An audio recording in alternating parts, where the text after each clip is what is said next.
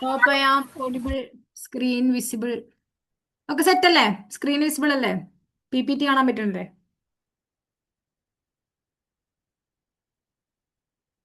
Okay. So as this is our first session, ഞാൻ എന്നെ തന്നെ ജസ്റ്റ് ഒന്ന് ഇൻട്രൊഡ്യൂസ് ചെയ്യാം. എൻ്റെ പേര് ഫാത്തിമ. ഞാൻ ഹിസ്റ്ററിയിലെ JRF ഹോൾഡറാണ്. Currently pursuing my PhD in Calicut university campus. Okay, that's all about me. ഇന്ന് നമുക്ക് നോക്കാനുള്ള ഏരിയ എന്നുള്ളത് പേപ്പർ 1 രണ്ടാമത്തെ ചാപ്റ്റർ ആയിട്ടുള്ള റിസർച്ച് ആപ്റ്റിറ്റ്യൂഡ് എന്നുള്ളതാണ്. ഓക്കെ, സോ എന്താണ് നിങ്ങളുടെ ഒരു പ്രിപ്പറേഷൻ്റെ ഒരു ലെവൽ എന്താണ്? എല്ലാവരും നെക്സ്റ്റ് ഈ ഒരു വരുന്ന അപ്കമിങ് ജൂൺ എക്സാം എഴുതാൻ വേണ്ടി പ്രിപ്പയർ ചെയ്യുന്ന ആൾക്കാരല്ലേ എല്ലാവരും, അല്ലേ? ഓക്കെ ഓക്കെ, സോ നമുക്ക് എന്ത് ചെയ്യാം? നിങ്ങൾക്ക് ജൂൺ എക്സാമിന് റിസർച്ച് ആപ്റ്റിറ്റ്യൂഡ് ഏറ്റവും സഹായകരമാകുന്ന വിധത്തിൽ ഏറ്റവും കൂടുതൽ ക്വസ്റ്റ്യൻസ് വരുന്ന ഏരിയ ഉൾക്കൊള്ളിച്ചു കൊണ്ടിട്ടുള്ള ഒരു സെഷനാണ് തരാൻ പോകുന്നത്. അപ്പൊ ഇതെന്താണ്, നിങ്ങൾ എന്ത് ചെയ്യുക? ഇതിന് ക്ലാസ് കഴിഞ്ഞ ഉടനെ നിങ്ങൾ PYQs ഒക്കെ നോക്കുക. അപ്പൊ നിങ്ങൾക്ക് മനസ്സിലാവും നിങ്ങൾക്ക് ഏറ്റവും കൂടുതൽ റിപ്പീറ്റേറ്റീവ് ആയിട്ട് ക്വസ്റ്റ്യൻസ് വരുന്ന ഏരിയയിലെ കോർ കണ്ടന്റ്സ് ഒക്കെ നിങ്ങൾക്ക് ലഭിച്ചിട്ടുണ്ട് എന്നുള്ളത്. ഓക്കെ, സോ പിന്നെ ഒരു നെറ്റ് എക്സാമിന്റെ ഒക്കെ ഒരു നേച്ചർ പറയുകയാണെന്നുണ്ടെങ്കിൽ എസ്പെഷ്യലി പേപ്പർ 1 എന്നുള്ളതൊക്കെ മാക്സിമം നമ്മൾ PYQs ഒക്കെ വെച്ച് ചെയ്ത് നമ്മുടെ കയ്യിൽ അത്യാവശ്യം നല്ല കുഴപ്പമില്ലാത്ത നോട്ട് ഉണ്ടെന്നുണ്ടെങ്കിൽ നമുക്ക് എന്തായാലും ഷുവർ ആയിട്ട് ഒരു 60+ ഒക്കെ എന്ത് ചെയ്യാം, പേപ്പർ 1 സ്കോർ ചെയ്യാം. നമുക്കൊരു കൺസിസ്റ്റന്റ് ആയിട്ടുള്ള പ്രിപ്പറേഷൻ ഉണ്ടെന്നുണ്ടെങ്കിൽ ഒരു 60+ അല്ലെങ്കിൽ ഒരു 70 വരെ നമുക്ക് എന്ത് ചെയ്യാം, സുഖമായിട്ട് പേപ്പർ 1 സ്കോർ ചെയ്യാം. നിങ്ങൾ മാത്തമാറ്റിക്കൽ റീസണിങ്ങും ഡാറ്റ പോലെയുള്ള ഏരിയാസ് നിങ്ങൾ വീക്ക് ആണെന്നുണ്ടെങ്കിൽ നിങ്ങൾ അതിൽ എന്ത് ചെയ്താൽ മതി, കുറച്ച് വർക്ക് ചെയ്താൽ മതി. ഓക്കെ, അപ്പൊ നമ്മൾ പേപ്പർ 1 മാക്സിമം സ്കോർ ചെയ്യുമ്പോൾ വലിയൊരു ഗുണം എന്താണെന്ന് വെച്ചാൽ നമ്മുടെ ഒരു പ്രോബബിലിറ്റി അത് വല്ലാണ്ട് കൂട്ടും. ലൈക്ക് നമ്മളിപ്പോൾ നല്ല രീതിയിൽ നിങ്ങളെ സബ്ജക്റ്റ് എക്കണോമിക്സ് ആയിരിക്കും. അപ്പൊ ഈ എക്കണോമിക്സിന് നിങ്ങൾക്കതൊരു ടഫ്, അത്യാവശ്യം പ്രിപ്പയർ ചെയ്ത് പോയി നിങ്ങൾക്കതൊരു ടഫ് ആണെന്നുണ്ടെങ്കിൽ ഒരു എക്കണോമിക് പോസ്റ്റ് ഗ്രാജുവേഷൻ കഴിഞ്ഞ് നെറ്റിന് വേണ്ടി പഠിച്ച ഏറെക്കുറെ എല്ലാ ഒരു ആവറേജ് സ്റ്റുഡൻസിനും എന്തായിരിക്കും, അത് ടഫായിരിക്കും. പക്ഷെ പേപ്പർ 1 ടഫ്നെസ്സും ഈസിനെസ്സും നിർണ്ണയിക്കുന്നത് അത് നമ്മുടെ പ്രിപ്പറേഷന്റെ ലെവൽ അനുസരിച്ചിട്ടാണ്. സബ്ജക്റ്റ് പേപ്പറിന് നമുക്ക് ആ ഒരു പ്രിവിലേജ് ഇല്ല. ഞാൻ പറഞ്ഞു വരുന്നതിന്റെ ഒരു കോൺസെപ്റ്റ് നിങ്ങൾക്ക് മനസ്സിലായെന്ന് വിചാരിക്കണം. കാരണം സബ്ജക്റ്റ് പേപ്പർ ഏറെക്കുറെ എല്ലാവരും ഗ്രാജുവേഷനും പോസ്റ്റ് ഗ്രാജുവേഷനും ഒക്കെ കഴിഞ്ഞ് പ്രിപ്പയർ ചെയ്ത് എല്ലാവർക്കും എന്ത് ചെയ്യും, അവൈലബിൾ റിസോഴ്സ് ഏറെക്കുറെ സെയിം ആയിരിക്കും. പക്ഷെ പേപ്പർ 1 കാര്യത്തിൽ നമ്മൾ നമ്മുടെ വീക്ക് ഏരിയാസ് സ്ട്രോങ് ആക്കുകയാണ് എന്നുണ്ടെങ്കിൽ പേപ്പർ 1 പിടിച്ചിട്ട് നമുക്ക് എന്ത് ചെയ്യാം, നെറ്റും JRFും കിട്ടാനുള്ള പ്രോബബിലിറ്റി കൂട്ടാൻ പറ്റും. അപ്പൊ അത്രയും ക്രൂഷ്യൽ ആയിട്ടുള്ള ഒരു ഏരിയ ആണ് പേപ്പർ 1 എന്നുള്ളത്. നിങ്ങൾ അതിന്റെ സീരിയസ്നെസ്സോടുകൂടി തന്നെ കാണുക. മാക്സിമം PYQs പ്രാക്ടീസ് ചെയ്യുക. മാക്സിമം ക്ലാസ്സുകളൊക്കെ അവൈലബിൾ ആയിട്ടുള്ള എല്ലാ സോഴ്സസും നിങ്ങൾ കാണുക ആൻഡ് നോട്ട്സ് ഒക്കെ പഠിക്കുക. അപ്പൊ ആ രീതിയിൽ പഠിച്ചാൽ നമുക്ക് എന്ത് ചെയ്യാം, ഷുവർ ആയിട്ട് ഒരു 65, 66 ഒക്കെ പേപ്പർ 1 സ്കോർ ചെയ്യാൻ പറ്റും. റിസർച്ച് ആപ്റ്റിറ്റ്യൂഡിലേക്ക് വരികയാണെങ്കിൽ ഇതിന്റെ ഒരു കോർ ടോപ്പിക്സ് ഏതൊക്കെയാണ് ഇമ്പോർട്ടന്റ് ആയിട്ടുള്ള ടോപ്പിക്സ് എന്ന് നോക്കാം. ഫസ്റ്റ് ഓഫ് ഓൾ ഒരു ഇൻട്രൊഡക്ടറി ഏരിയ ആണ്. എന്താണ് റിസർച്ച്, എന്താ റിസർച്ചിന്റെ meaning, types of research, characteristics of research. ഒരു റിസർച്ച് എങ്ങനെയാണ് റിസർച്ച് ആവുന്നത്, ചെയ്യുന്ന എല്ലാ വർക്കുകളും റിസർച്ച് എന്നൊരു ഗണത്തിൽ പെടുത്താൻ പറ്റുമോ? പിന്നെ പോസിറ്റിവിസം ആൻഡ് പോസ്റ്റ് പോസിറ്റിവിസം. പിന്നെ മെത്തേഡ്സ് ഓഫ് റിസർച്ച് എന്ന മറ്റൊരു ബ്രോഡ് ഏരിയ ആണ്. അതിന്റെ അണ്ടറിൽ experimental method, descriptive method, historical method, qualitative, quantitative. പലതും നിങ്ങൾ ഓൾറെഡി കേട്ടിട്ടുണ്ടാവും, എസ്പെഷ്യലി നിങ്ങൾ എക്കണോമിക്സ് ബാക്ക്ഗ്രൗണ്ട് ഒക്കെ ആണെങ്കിൽ, അല്ലെ? Next steps of research. എന്തൊക്കെ സ്റ്റെപ്സുകൾ ഉണ്ട്, അതിൽ ഏതൊക്കെ സ്റ്റെപ്സിൽ ഏതൊക്കെ കാര്യങ്ങളാണ് ഇൻക്ലൂഡ് ആവുന്നത്, ആൻഡ് ആ ഒരു സ്റ്റെപ്സിന്റെ സീക്വൻസ് മസ്റ്റ് ആയിട്ട് അറിഞ്ഞിരിക്കണം. അതിനെ കറക്റ്റ് ഓർഡറിൽ അറേഞ്ച് ചെയ്യാൻ ചോദിക്കാറുണ്ട്. പിന്നെ തീസീസ് ആൻഡ് ആർട്ടിക്കിൾ റൈറ്റിംഗ്, അതിന്റെ APA റെഫറൻസിങ്, MLA റെഫറൻസിങ് പോലെയുള്ളത്. ആപ്ലിക്കേഷൻ ഓഫ് ICT, ഏതൊക്കെ ICT ടൂൾസ് നമുക്ക് റിസർച്ചിന് വേണ്ടി യൂസ് ചെയ്യാം. ഗംഗോത്രി, ഗൂഗിൾ സ്കോളർ പോലെയുള്ള പല ആപ്ലിക്കേഷൻസും നമുക്ക് യൂസ് ചെയ്യാൻ പറ്റും. സോ അതിനെ ബേസ് ചെയ്തിട്ടും ക്വസ്റ്റ്യൻസ് ഉണ്ടാവാറുണ്ട്. പിന്നെ റിസർച്ച് എത്തിക്സ് എന്നുള്ള ഒരു ഏരിയ ആണ്. അത്യാവശ്യം എന്താണ്, നമുക്ക് സ്കോറൊക്കെ ചെയ്യാൻ പറ്റുന്ന വളരെ ഒരു സബ്ജക്റ്റീവ് രീതിയിൽ ചോദിക്കുന്ന ഒരു ഏരിയ ആണ് റിസർച്ച് എത്തിക്സ്. ക്വസ്റ്റ്യൻസ് അധികം വരാറും ഇല്ലാത്ത ഒരു ഏരിയ. ഓക്കെ, സോ ഇൻട്രൊഡക്ഷൻ ആയിട്ട് എന്താണ് റിസർച്ച്? റിസർച്ച് എന്നുള്ള ഒരു പദം എടുക്കുകയാണെങ്കിൽ നമുക്ക് അതിനെ 2 പദങ്ങൾ കൂടി ചേർന്ന ഒരു പദമാണ് റിസർച്ച്. റീസെർച്ച് എന്നാണ് ഇത് പറയുന്നത്, വീണ്ടും തിരയുക. ഓക്കെ, അപ്പൊ എന്താണ്, ഓൾറെഡി അവൈലബിൾ ആയിട്ടുള്ള ഒരു ഫീൽഡ് ഓഫ് നോളേജിലേക്ക് ഒരു ഡീപ്പ് ഇൻക്വയറി നടത്തുന്നതോ അല്ലെങ്കിൽ കംപ്ലീറ്റ്ലി പുതിയതായിട്ടുള്ള ഒരു ഏരിയയെ പറ്റി പഠിക്കുന്നതോ ആയിട്ടുള്ള ഒരു പഠന രീതിയാണ് നമ്മൾ റിസർച്ച് എന്ന് വിളിക്കുന്നത്. അപ്പൊ എല്ലാ രീതിയിൽ പഠിച്ചാലും റിസർച്ച് ആവുമോ? റിസർച്ച് ആവില്ല. റിസർച്ച് ആവണമെങ്കിൽ അതെന്തൊക്കെ ആയിരിക്കണം? It should be objective. പഠനം എന്തായിരിക്കണം? ഒബ്ജക്റ്റീവ് ആയിരിക്കണം, ലോജിക്കൽ ആയിരിക്കണം. ഈ രണ്ട് ക്രൈറ്റീരിയ അവിടെ ഉണ്ട്. അപ്പൊ ഇതിന്റെ ഇൻട്രൊഡക്ഷനൊക്കെ നിങ്ങൾ ജസ്റ്റ് ഒന്ന് നോക്കിയാൽ മതി. അപ്പൊ എന്തൊക്കെയാണ് റിസർച്ചിനെ റിസർച്ച് ആക്കുന്നത്? എല്ലാവരും ചെയ്യുന്നത് റിസർച്ച് ആണോ? ഒന്ന്, അതൊരു സയന്റിഫിക് ഇൻവെസ്റ്റിഗേഷൻ ആയിരിക്കണം എന്ന് കരുതി ലാബിൽ നടത്തുന്ന പഠനം എന്നല്ല, ശാസ്ത്രീയമായിട്ടുള്ള ഒരു രീതി ആയിരിക്കണം ഫോളോ ചെയ്യേണ്ടത്. പിന്നെ ഈ റിസർച്ചിന്റെ അവസാനത്തിൽ ഒന്നുകിൽ ഒരു കോൺസെപ്റ്റ്സിനെയോ അല്ലെങ്കിൽ ഒരു തിയറിയെയോ റിസർച്ച് ബിൽഡ് ചെയ്യണം. അതല്ല എന്നുണ്ടെങ്കിൽ എക്സിസ്റ്റിംഗ് തിയറിയെയോ എക്സിസ്റ്റിംഗ് കോൺസെപ്റ്റിനെയോ അത് കറക്റ്റോ ശരിയോ ആണെന്ന് തെളിയിക്കാൻ പറ്റണം. മനസ്സിലായോ? ആർക്കിമിഡീസിന്റെ principle for an example. Archimedes എന്താണ്? ആർക്കിമിഡീസ് പ്രിൻസിപ്പിൾ പണ്ട് സ്കൂളിൽ പഠിച്ചിട്ടുണ്ട്. മൂപ്പരോട് ഏതോ ഒരു രാജാവ് തന്റെ കിരീടത്തിൽ എത്ര എമൗണ്ട് ഓഫ് സ്വർണം ഉണ്ടെന്ന് നോക്കാൻ വേണ്ടി ഇങ്ങനെ പറഞ്ഞു. മൂപ്പർ അതിനെ ഏത് രീതി ഫോളോ ചെയ്യണമെന്നൊക്കെ ഇങ്ങനെ ആലോചിക്കുകയായിരുന്നു. വൺസിനിടെ മൂപ്പര് വാഷ്റൂമിൽ കുളിച്ചുകൊണ്ടിരിക്കുമ്പോൾ മൂപ്പർ എന്താണ്, ആ ബാത്ത് ടബിലേക്ക് കിടന്നപ്പം ഒരു എമൗണ്ട് ഓഫ് വാട്ടർ പുറത്തേക്ക് പോയി. അപ്പൊ ആർക്കിമിഡീസ് ഇങ്ങനെ ചിന്തിക്കുക, എന്തുകൊണ്ട് ഞാൻ കിടന്നപ്പോൾ ഇത്ര എമൗണ്ട് പോയി, എന്തെങ്കിലും ഇതിൽ കൂടുതൽ പോയില്ല, എന്തെങ്കിലും ഇതിൽ കുറഞ്ഞു പോയില്ല എന്നുള്ളത്. അപ്പൊ ആർക്കിമിഡീസ് മനസ്സിലായി, ഡിപ്പ് ചെയ്യുന്ന ഒബ്ജക്റ്റിന്റെ ആ ഒരു മാസിനനുസരിച്ചുള്ള വെള്ളമാണ് പോകുന്നത്. അപ്പൊ ഈ ത്രോൺ ഇവിടെ ഡിപ്പ് ചെയ്താൽ പുറത്തേക്ക് പോകുന്ന വെള്ളത്തിന്റെ എമൗണ്ട് എന്നുള്ളത് ആ ഗോൾഡിൽ ഉപയോഗിച്ച ഗോൾഡിന്റെ എമൗണ്ടിന് ഈക്വൽ ആയിരിക്കും എന്നുള്ളത്. അങ്ങനെയൊക്കെയാണ് ആർക്കിമിഡീസ് ആ ഒരു കറക്റ്റ് സ്റ്റോറി ഓർമ്മയില്ല, അങ്ങനെയൊക്കെയാണ് എന്ത് ചെയ്തിട്ടത് മൂപ്പർ അത് കണ്ടെത്തിയിട്ടുള്ളത്. ആർക്കിമിഡീസ് എന്ത് ചെയ്തു? അവിടെ ഒരു മൈൻഡിൽ റിസർച്ച് ചെയ്ത് അവിടെ ഒരു തിയറി ബിൽഡ് ചെയ്തു. അപ്പൊ ഈ ഓൾറെഡി ഇവിടെ ഒരു തിയറി ബിൽഡ് ചെയ്തിട്ടുണ്ട്. ഇനി ഞാൻ ഇവിടെ പഠിക്കുകയാണെങ്കിൽ ആ തിയറിയെ സാധൂകരിക്കുന്നതോ അല്ലെങ്കിൽ അതിന് ഇന്ന എറർ ഉണ്ടോ എന്ന് പറയാൻ പറ്റണം.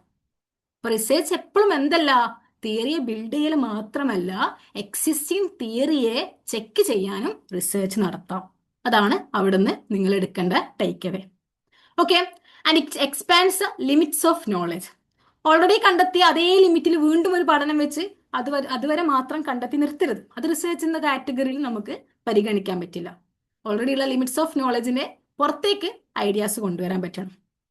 ഓക്കെ, അതൊരു ടൈം കൺസ്യൂമിങ് പ്രോസസ്സാണ്. ഇമ്മീഡിയറ്റ് ആയിട്ട് എന്ത് ചെയ്യാൻ പറ്റില്ല, ഇംപ്ലിമെന്റ് ചെയ്യാൻ പറ്റില്ല. അതാണ് റിസർച്ചിന്റെ മറ്റൊരു ക്യാരക്ടറിസ്റ്റിക്സ് എന്നുള്ളത്. And it's A tool for decision making and it should B logical and objective. ഇതാണ് മെയിൻ. എന്താണ് ഒബ്ജക്ടിവിറ്റിയും എന്താണ് സബ്ജക്ടിവിറ്റിയും? നിങ്ങൾക്ക് എന്തായാലും പഠിച്ചിട്ടുണ്ടാവും. പറഞ്ഞേ, വാട്ട് ഈസ് ഒബ്ജക്റ്റീവ് അല്ലെങ്കിൽ വാട്ട് ഈസ് സബ്ജക്റ്റീവ്? എന്തിനാണ് നിങ്ങൾ ഒരു ഒബ്ജക്റ്റീവ് സ്റ്റഡി എന്ന് പറയുക, അല്ലെങ്കിൽ എന്തിനാണ് നമ്മളൊരു സബ്ജക്റ്റീവ് സ്റ്റഡി എന്ന് പറയാം? എനിബഡി? ഇത് ഭയങ്കര ഫോർമൽ സെഷനായിട്ട് നിങ്ങൾ ആരും എടുക്കണ്ട കേട്ടോ. ഞാനെന്തോ വലിയൊരു എന്താണ് പ്രാസംഗികൻ പ്രസംഗം പറയുന്നത്, നിങ്ങളൊക്കെ ഒരു ശ്രോതാക്കൾ അവിടെ ഇരിക്കുന്നു, ആ രീതിയിലൊന്നും എടുക്കണ്ട. Let's be friends. നിങ്ങൾക്ക് എന്തൊക്കെയാണ് ഇതിൽ പറയണത് എന്താണ് അതൊക്കെ നിങ്ങൾക്ക് പറയാം. ഒരു ഗീവ് ആൻഡ് ടേക്ക് മെക്കാനിസം. എന്നെക്കാളും അറിയുന്ന കുറെ ആൾക്കാർ ഇവിടെ ഉണ്ടാവും. അവരിൽ നിന്ന് എനിക്കും പഠിക്കാം, എന്നിൽ നിന്നും നിങ്ങൾക്കും പഠിക്കാം. അപ്പൊ പറഞ്ഞോളൂ. Nobody is going to blame you, nobody is going to shame you. നിങ്ങൾക്ക് ഇഷ്ടമുള്ളത് അൺമ്യൂട്ട് ഒക്കെ ചെയ്ത് പറയാം. എനിക്ക് ആ രീതിയിൽ ക്ലാസ് എടുക്കാനാണ് ഇഷ്ടം. പറയാടോ, ഞാൻ കുറെ മോട്ടിവേഷൻ ഒക്കെ വാരിക്കോരി തന്നിട്ട് ആരും ഒന്നും പറയുന്നില്ലല്ലോ. സബ്ജക്റ്റീവും ഒബ്ജക്റ്റീവും എന്താ?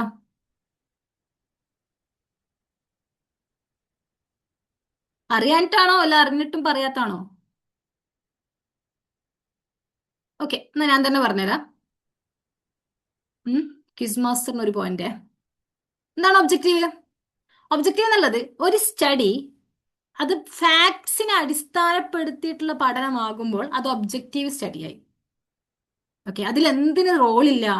എൻ്റെ പേഴ്സണൽ ബിലീഫിന്, എൻ്റെ കൾച്ചറിന്, എൻ്റെ ബയാസിന്, എൻ്റെ പ്രിജുഡൈസിന്, ഇതൊന്നും ഒരു തരത്തിൽ എൻ്റെ പഠനത്തെ ബാധിച്ചിട്ടില്ല എന്നുണ്ടെങ്കിൽ മാത്രമാണ് അതൊരു ഒബ്ജക്റ്റീവ് സ്റ്റഡി ആവുക.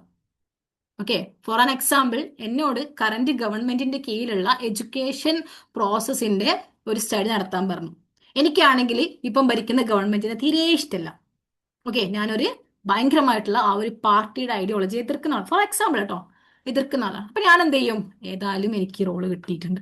അപ്പൊ എന്ത് ചെയ്യാ, എനിക്ക് ഈ ഗവൺമെന്റിന് ഇഷ്ടമല്ല, ഈ ഗവൺമെന്റ് റെപ്രസെന്റ് ചെയ്യുന്ന പാർട്ടി ഐഡിയോളജി ഇഷ്ടമല്ല, ഞാൻ എന്ത് ചെയ്യാം, മൊത്തത്തിൽ അങ്ങ് കുളമാക്കി കൊടുക്കാം. അങ്ങനെയാണ് ഇത് ഭയങ്കര പരാജയമായിട്ടുള്ള ഒരു പഠന രീതിയാണ് നടക്കണതെന്നൊക്കെ പറഞ്ഞ് എൻ്റെ ബയാസുകൾ മുഴുവൻ, എനിക്കുള്ള ദേഷ്യങ്ങൾ മുഴുവൻ, എനിക്കുള്ള ഗ്രഡ്ജുകൾ മുഴുവൻ അതിൽ ഉൾക്കൊള്ളിച്ചിട്ടുണ്ട് എന്നുണ്ടെങ്കിൽ ആ സ്റ്റഡി സബ്ജക്റ്റീവ് സ്റ്റഡിയാണ്, അത് ഒബ്ജക്റ്റീവ് അല്ല. സബ്ജക്റ്റീവ് സ്റ്റഡി വിറ്റ് ബയാസും പ്രിജുഡൈസും നമ്മുടെ ഒരു പേഴ്സണൽ കാര്യങ്ങളൊക്കെ അതിൽ സ്വാധീനിച്ചിട്ടുണ്ട് എന്നുണ്ടെങ്കിൽ അതാണ് സബ്ജക്റ്റീവ്. റിസർച്ച് എപ്പോഴും എന്തായിരിക്കണം? വസ്തുതകൾക്ക് അടിസ്ഥാനപ്പെടുത്തിയിട്ടുള്ളതായിരിക്കണം. അത് മാത്രമേ എന്താവുന്നുള്ളൂ? റിസർച്ച് ആവുന്നുള്ളൂ. It should be objective. അപ്പൊ നമുക്ക് ഭയങ്കര ഒബ്ജക്റ്റീവായിട്ട് എല്ലാ കാര്യങ്ങളും ചെയ്യാൻ പറ്റുമോ? ഡീപ്പ് ഇൻസൈഡ് നമ്മളെ ചില വാല്യൂസ് ഒക്കെ നമ്മൾ പറയുന്നതിലും ചെയ്യുന്നതിലും സ്വാധീനിക്കില്ലേ? അപ്പോൾ അങ്ങനെ ഒബ്ജക്ടിവിറ്റി ഉറപ്പുവരുത്താൻ വേണ്ടി വേറെ ചില കാര്യങ്ങളും റിസർച്ചിലുണ്ട്. നമുക്ക് നമ്മുടെ ടോപ്പിക്കിലില്ല എങ്കിലും അങ്ങനെ കുറച്ച് കാര്യങ്ങളൊക്കെ ചെയ്ത് നമ്മളത് മാക്സിമം ഒബ്ജക്റ്റീവ് ആക്കുക എന്നുള്ളതാണ്. അപ്പൊ ഈ ഒബ്ജക്ടിവിറ്റി സബ്ജക്ടിവിറ്റി ഡിബേറ്റ് കൂടുതലും വരിക സോഷ്യൽ സയൻസിന്റെ റിസർച്ചിലാണ്. ഇപ്പോൾ ലൈഫ് സയൻസിൽ റിസർച്ച് ചെയ്യുന്ന ആൾക്ക്, അല്ലെങ്കിൽ പ്ലാന്റിന്റെ മെറ്റബോളിസം പഠിക്കുന്ന ഒരാൾക്ക് സംബന്ധിച്ച് പ്ലാന്റിന്റെ മെറ്റബോളിസം ഏത് രീതിയിലാണെന്ന് പറയുന്നതിലും പ്രശ്നമില്ല. സെഡിമെന്ററി റോക്സും ഇഗ്നേഷ്യസ് റോക്സും എങ്ങനെയാണ് ഉണ്ടാവുന്നത് പഠിക്കുന്ന ഒരാളെ സംബന്ധിച്ച് അതെങ്ങനെയാണ് ഉണ്ടാവുക ആ പ്രോസസ്സ് പറയുമ്പം അയാളുടെ പേഴ്സണൽ ബിലീഫിന് റോളില്ല.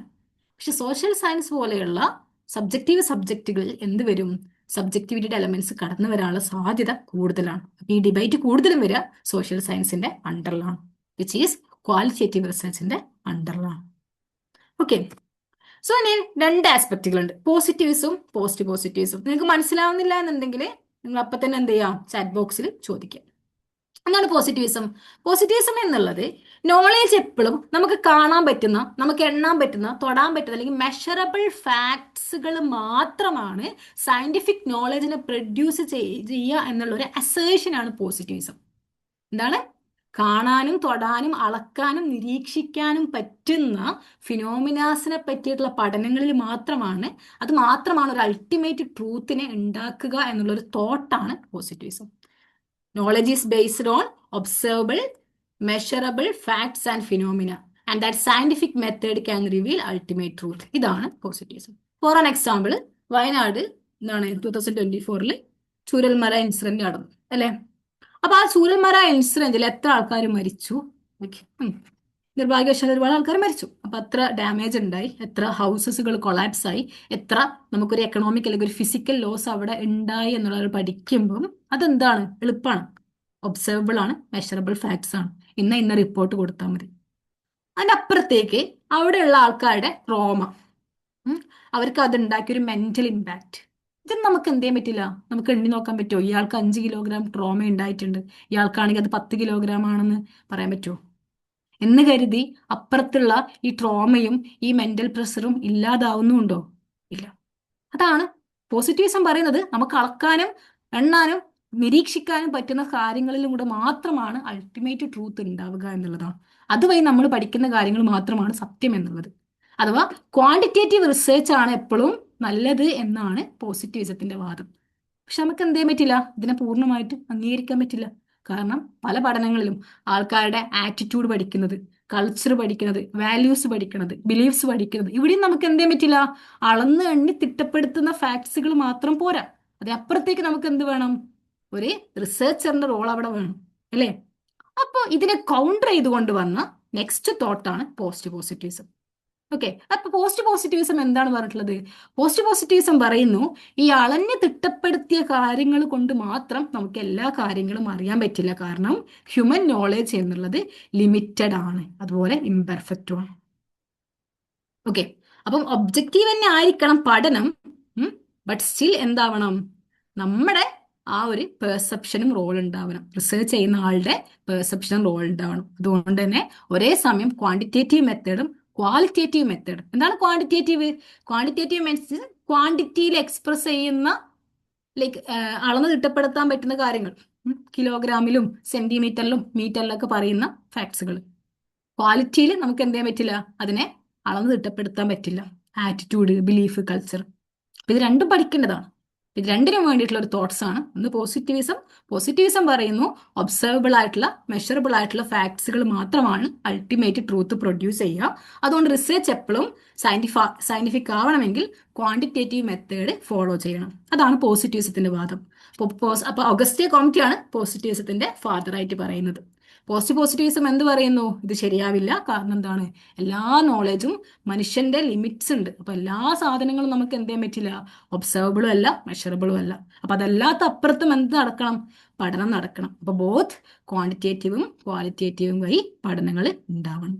അതാണ് പോസിറ്റിവിസ്റ്റുകളുടെ വാദം. ദേ consider both quantitative and qualitative method. Okay, അപ്പൊ പോസിറ്റീവ്സും പോസിറ്റീവ് ഫാൻ ഓഫ്.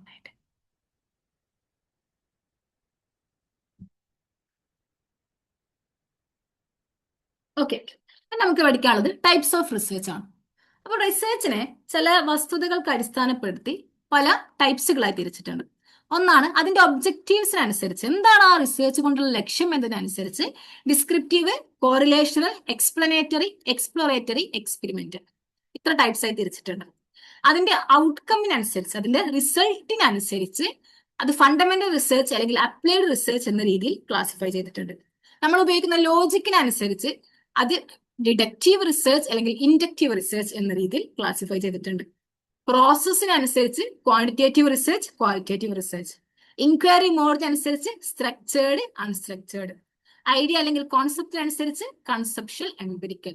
ഇത്ര രീതിയിൽ റിസർച്ചുകൾ ക്ലാസിഫൈ ചെയ്തിട്ടുണ്ട്. അപ്പൊ എല്ലാം ഷോർട്ടായിട്ട് നിങ്ങൾക്ക് ബൈഹാർട്ടും ചെയ്യണ്ട, ഓരോന്നും എന്താണെന്ന് മനസ്സിലാക്കാം. First of all descriptive research. ഇതാണ് റിസർച്ചിലെ ഏറ്റവും സിംപ്ലസ്റ്റ് ടൈപ്പ് എന്നുള്ളത്. ഓക്കെ, അപ്പൊ ഇവിടെ എന്താണ് റോള്? നിങ്ങളൊക്കെ പണ്ട് 4ാം ക്ലാസ്സിലും 5ാം, നമ്മളൊക്കെ LP സ്കൂളിൽ പഠിക്കുന്ന സമയത്ത് ഒരു ക്വസ്റ്റ്യൻ ഉണ്ടാവാറുണ്ട്. ഇംഗ്ലീഷിലും ഉണ്ടാവാറുണ്ട്, ഇംഗ്ലീഷിന്റെ പേപ്പറിലും ഉണ്ടാവാറുണ്ട്, മലയാളത്തിന്റെ പേപ്പറിലും ഉണ്ടാവാറുണ്ട്. ഒരു ചിത്രം തരും, ഇതിന് താഴെ ഉണ്ടാവും ഡിസ്ക്രൈബ് ദ അബോവ് പിക്ചർ. ഇംഗ്ലീഷിനാണെങ്കിൽ. മലയാളത്തിലാണെങ്കിൽ മുകളിൽ കാണുന്ന ചിത്രം വിവരിക്കുക. അപ്പൊ നമ്മൾ എന്താ ചെയ്യാ? ചിത്രത്തിൽ ഒരു മരം ഉണ്ടെങ്കിൽ there is A tree in the picture, there is A boy playing, there is A river flowing. അങ്ങനെ നമ്മൾ എന്ത് ചെയ്യും? എല്ലാത്തിനും ഇങ്ങനെ ഓരോ സെന്റൻസ് ആയിട്ട് ഡിസ്ക്രൈബ് ചെയ്യും. അപ്പൊ നമ്മൾ എന്താ ചെയ്യേണ്ടത്? ചിത്രത്തിലുള്ള ഈ കോളത്തിനകത്ത് എന്തുണ്ടോ അത് മാത്രമാണ് എന്ത് ചെയ്യേണ്ടത്? നമ്മൾ എഴുതേണ്ടത്, അല്ലെ? ആ കോളത്തിനകത്ത് എന്തുണ്ട് എന്ന് എഴുതിയാൽ മതി. അത് എന്തുകൊണ്ട് അങ്ങനെ ഉണ്ടായി, അല്ലെങ്കിൽ മഴ പെയ്യുന്ന ചിത്രമാണെങ്കിൽ മഴ പെയ്യുന്നുണ്ട് എഴുതിയാൽ മതി. മഴ എന്തുകൊണ്ട് പെയ്തു, കണ്ടൻസേഷനും ഇവാപറേഷനും ശേഷം മഴ പെയ്തു എന്നൊന്നും എഴുതൂലല്ലോ. എന്താണോ അവിടെ ഉള്ളത് അത് മാത്രം. അതാണ് ഡിസ്ക്രിപ്റ്റീവ് റിസർച്ച്. ഇതാണ് ഏറ്റവും സിംപ്ലസ്റ്റ് ടൈപ്പ് ഓഫ് റിസർച്ച്. ഇതിന്റെ റോള് എന്നുള്ളത് എന്താണോ അവിടുത്തെ സാഹചര്യം, ആ സാഹചര്യത്തെ അങ്ങനെ തന്നെ അങ്ങ് ഡിസ്ക്രൈബ് ചെയ്താൽ മതി. റിസർച്ചറിന് എന്തില്ല? അവിടുത്തെ വേരിയബിൾസിന്റെ മേൽ കൺട്രോൾ ഇല്ല. വേരിയബിൾസ് എന്നുള്ളത് എന്താണെന്ന് നമുക്ക് പഠിക്കാട്ടോ. ഇപ്പൊ നിങ്ങൾ മനസ്സിലാക്കിക്കോ, വേരിയബിൾസ് എന്നുള്ളത് എല്ലാ റിസർച്ച് എടുക്കുകയാണെങ്കിലും അതിലൊരു ഇൻഡിപെൻഡന്റ് വേരിയബിളും ഒരു ഡിപെൻഡന്റ് വേരിയബിളും ഉണ്ടാവും. ഫോർ എക്സാമ്പിൾ, ഞാൻ സയൻസ് റിസർച്ച് ചെയ്യാണ്. എന്റെ റിസർച്ച് ടെമ്പറേച്ചറും പ്രഷറും തമ്മിൽ എങ്ങനെ ബന്ധപ്പെട്ട് കിടക്കും. ഓക്കെ, അപ്പൊ ടെമ്പറേച്ചർ കൂടുമ്പോൾ പ്രഷറിന് എന്ത് സംഭവിക്കുന്നു, ടെമ്പറേച്ചർ കുറയുമ്പോൾ പ്രഷറിന് എന്ത് സംഭവിക്കുന്നു. അപ്പൊ ഇവിടെ ടെമ്പറേച്ചറും പ്രഷറുമാണ് എന്റെ രണ്ട് വേരിയബിൾസ്. വേരി ചെയ്യുന്ന എല്ലാം വേരിയബിൾസ്, മാറ്റത്തിന് വിധേയമാകുന്ന എല്ലാം വേരിയബിൾസ് ആണ്. അപ്പൊ റിസർച്ചുകൾ എന്നുള്ളത് എല്ലാ കാലത്തും എന്താണ്? വേരിയബിൾസിനെ പറ്റി പഠനമാണ്. എന്താണ്, ഇപ്പോൾ സൈക്കോളജിയിലാണ് ഒരാൾ റിസർച്ച് ചെയ്യുന്നുണ്ടെങ്കിൽ എന്താണ്, സ്റ്റുഡന്റ് എന്താണ് ലേണിംഗ് എന്താ പറയാ, learning difficulties and family traumas, അങ്ങനെ ചെയ്യുകയാണെങ്കിൽ അവിടെ രണ്ട് വേരിയബിൾസ് ഉണ്ട്. ഒന്ന് കുട്ടികളിൽ ഉണ്ടാവുന്ന ലേണിംഗ് ഡിസബിലിറ്റീസ്, രണ്ട് അതിനെ സ്വാധീനിക്കുന്നതൊക്കെ ആയിട്ടുള്ള ഫാമിലി പ്രശ്നങ്ങൾ. രണ്ടും മാറുന്നതാണ്. എല്ലായിടത്തും ഇത് രണ്ടും ഉണ്ടോ? വേരി ചെയ്യാതെ കോൺസ്റ്റന്റ് ആണോ? അല്ല, വേരിയബിൾ ആണ്. ഇതാണ് വേരിയബിൾസ്. ഇവിടെ ഈ ടെമ്പറേച്ചർ എന്നുള്ളത് ഇൻഡിപെൻഡന്റ് വേരിയബിൾ ആണ്. കാരണം ടെമ്പറേച്ചറാണ് ഞാൻ കൂട്ടിയും കുറക്കുകയും ചെയ്തിട്ടുള്ളത്. അപ്പൊ ടെമ്പറേച്ചറിനനുസരിച്ച് പ്രഷർ എങ്ങനെ മാറും? അപ്പൊ പ്രഷറാണ് എന്ത്? Dependent variable. Smoking leads to cancer എന്നാണ് എന്റെ റിസർച്ച് എങ്കിൽ അവിടെ രണ്ട് വേരിയബിൾസ് ഉണ്ട്. ഒന്ന് സ്മോക്കിംഗ് ആണ്, മറ്റൊന്ന് ക്യാൻസർ ആണ്. സ്മോക്ക് ചെയ്യാത്തവരെയും സ്മോക്ക് ചെയ്യുന്നവരെയൊക്കെ നമ്മൾ പഠിക്കും, അല്ലെ? ഇവിടെ ഇത് ഇൻഡിപെൻഡന്റ് വേരിയബിൾ ആണ്, ഇത് ഡിപ്പെൻഡന്റ്. അതാണ് വേരിയബിൾസ്. അപ്പോ ഒരു ഡിസ്ക്രിപ്റ്റീവ് റിസർച്ചിൽ, ചില റിസർച്ചിൽ നമുക്ക് എന്ത് ചെയ്യാൻ പറ്റും? വേരിയബിൾസിനെ കൺട്രോൾ ചെയ്യാൻ പറ്റും. ഇപ്പൊ ടെമ്പറേച്ചറും പ്രഷറും തമ്മിലുള്ള ബന്ധം ഞാനൊരു ലാബിൽ വെച്ച് പഠിക്കുകയാണെങ്കിൽ എനിക്ക് എന്ത് ചെയ്യാം? ടെമ്പറേച്ചർ എനിക്ക് വേണ്ട രീതിയിൽ നിയന്ത്രിക്കാം. AC ഇട്ടിട്ടും AC ഓഫാക്കി ഓണാക്കി ഒക്കെ ചെയ്തിട്ട് പറ്റൂലേ?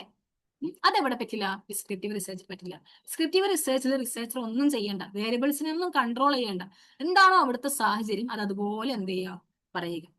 എപ്പോഴും ഇത് നടക്കുക ഒരു പോസ്റ്റ് ഇൻസിഡന്റിന് ശേഷമായിരിക്കും. ഇപ്പൊ ഒരു പോസ്റ്റ് ഡിമോണിറ്റൈസേഷന് ശേഷമുള്ള ഇന്ത്യയുടെ ഒരു GDPയുടെ അവസ്ഥ. നമുക്കിനൊന്നും കൺട്രോൾ ചെയ്യാൻ, വേരിയബിൾസിനെ കൺട്രോൾ ചെയ്യാനില്ല. കാരണം എന്താണ്? ഡിമോണിറ്റൈസേഷൻ എന്നുള്ള ഇൻസിഡന്റ് നടന്നു കഴിഞ്ഞു. അതിനുശേഷമുള്ള GDP കൾച്ചർ എന്തൊക്കെയാണ്, ഏത് രീതിയിലാണ് വന്നത് എന്ന് പഠിക്കുക. അതാണ് ഒരു ഡിസ്ക്രിപ്റ്റീവ് റിസർച്ച്. അല്ലെങ്കിൽ കേരള ഫ്ലഡിന് ശേഷമുള്ള ഒരവസ്ഥ, അതാണെങ്കിൽ ഇങ്ങനെയൊക്കെ ഫ്ലഡ് നടന്നു, ഇത്ര വീടുകൾ തകർന്നിട്ടുണ്ട്, 2018 ഇത്ര മരണങ്ങൾ ഉണ്ടായിട്ടുണ്ട്. ഇതൊക്കെ എന്താണ്? ഡിസ്ക്രിപ്റ്റീവ് റിസർച്ച് ആണ്. ഇനി നമുക്ക് എന്ത് ചെയ്യാൻ പറ്റില്ല? ആ ഫ്ലഡിനെ കൺട്രോൾ ചെയ്യാൻ പറ്റില്ല. അന്ന് നടന്ന ഫ്ലഡിനെ കൺട്രോൾ ചെയ്യാൻ പറ്റില്ല. ഇനി വരുന്ന ഫ്ലഡിനെ നമുക്ക് വേണമെങ്കിൽ എന്ത് ചെയ്യാം? കൺട്രോൾ ചെയ്യാം. ഇതിനനുസരിച്ചുള്ള ഇംപ്ലിമെന്റേഷൻസ് ഒക്കെ നടത്തി.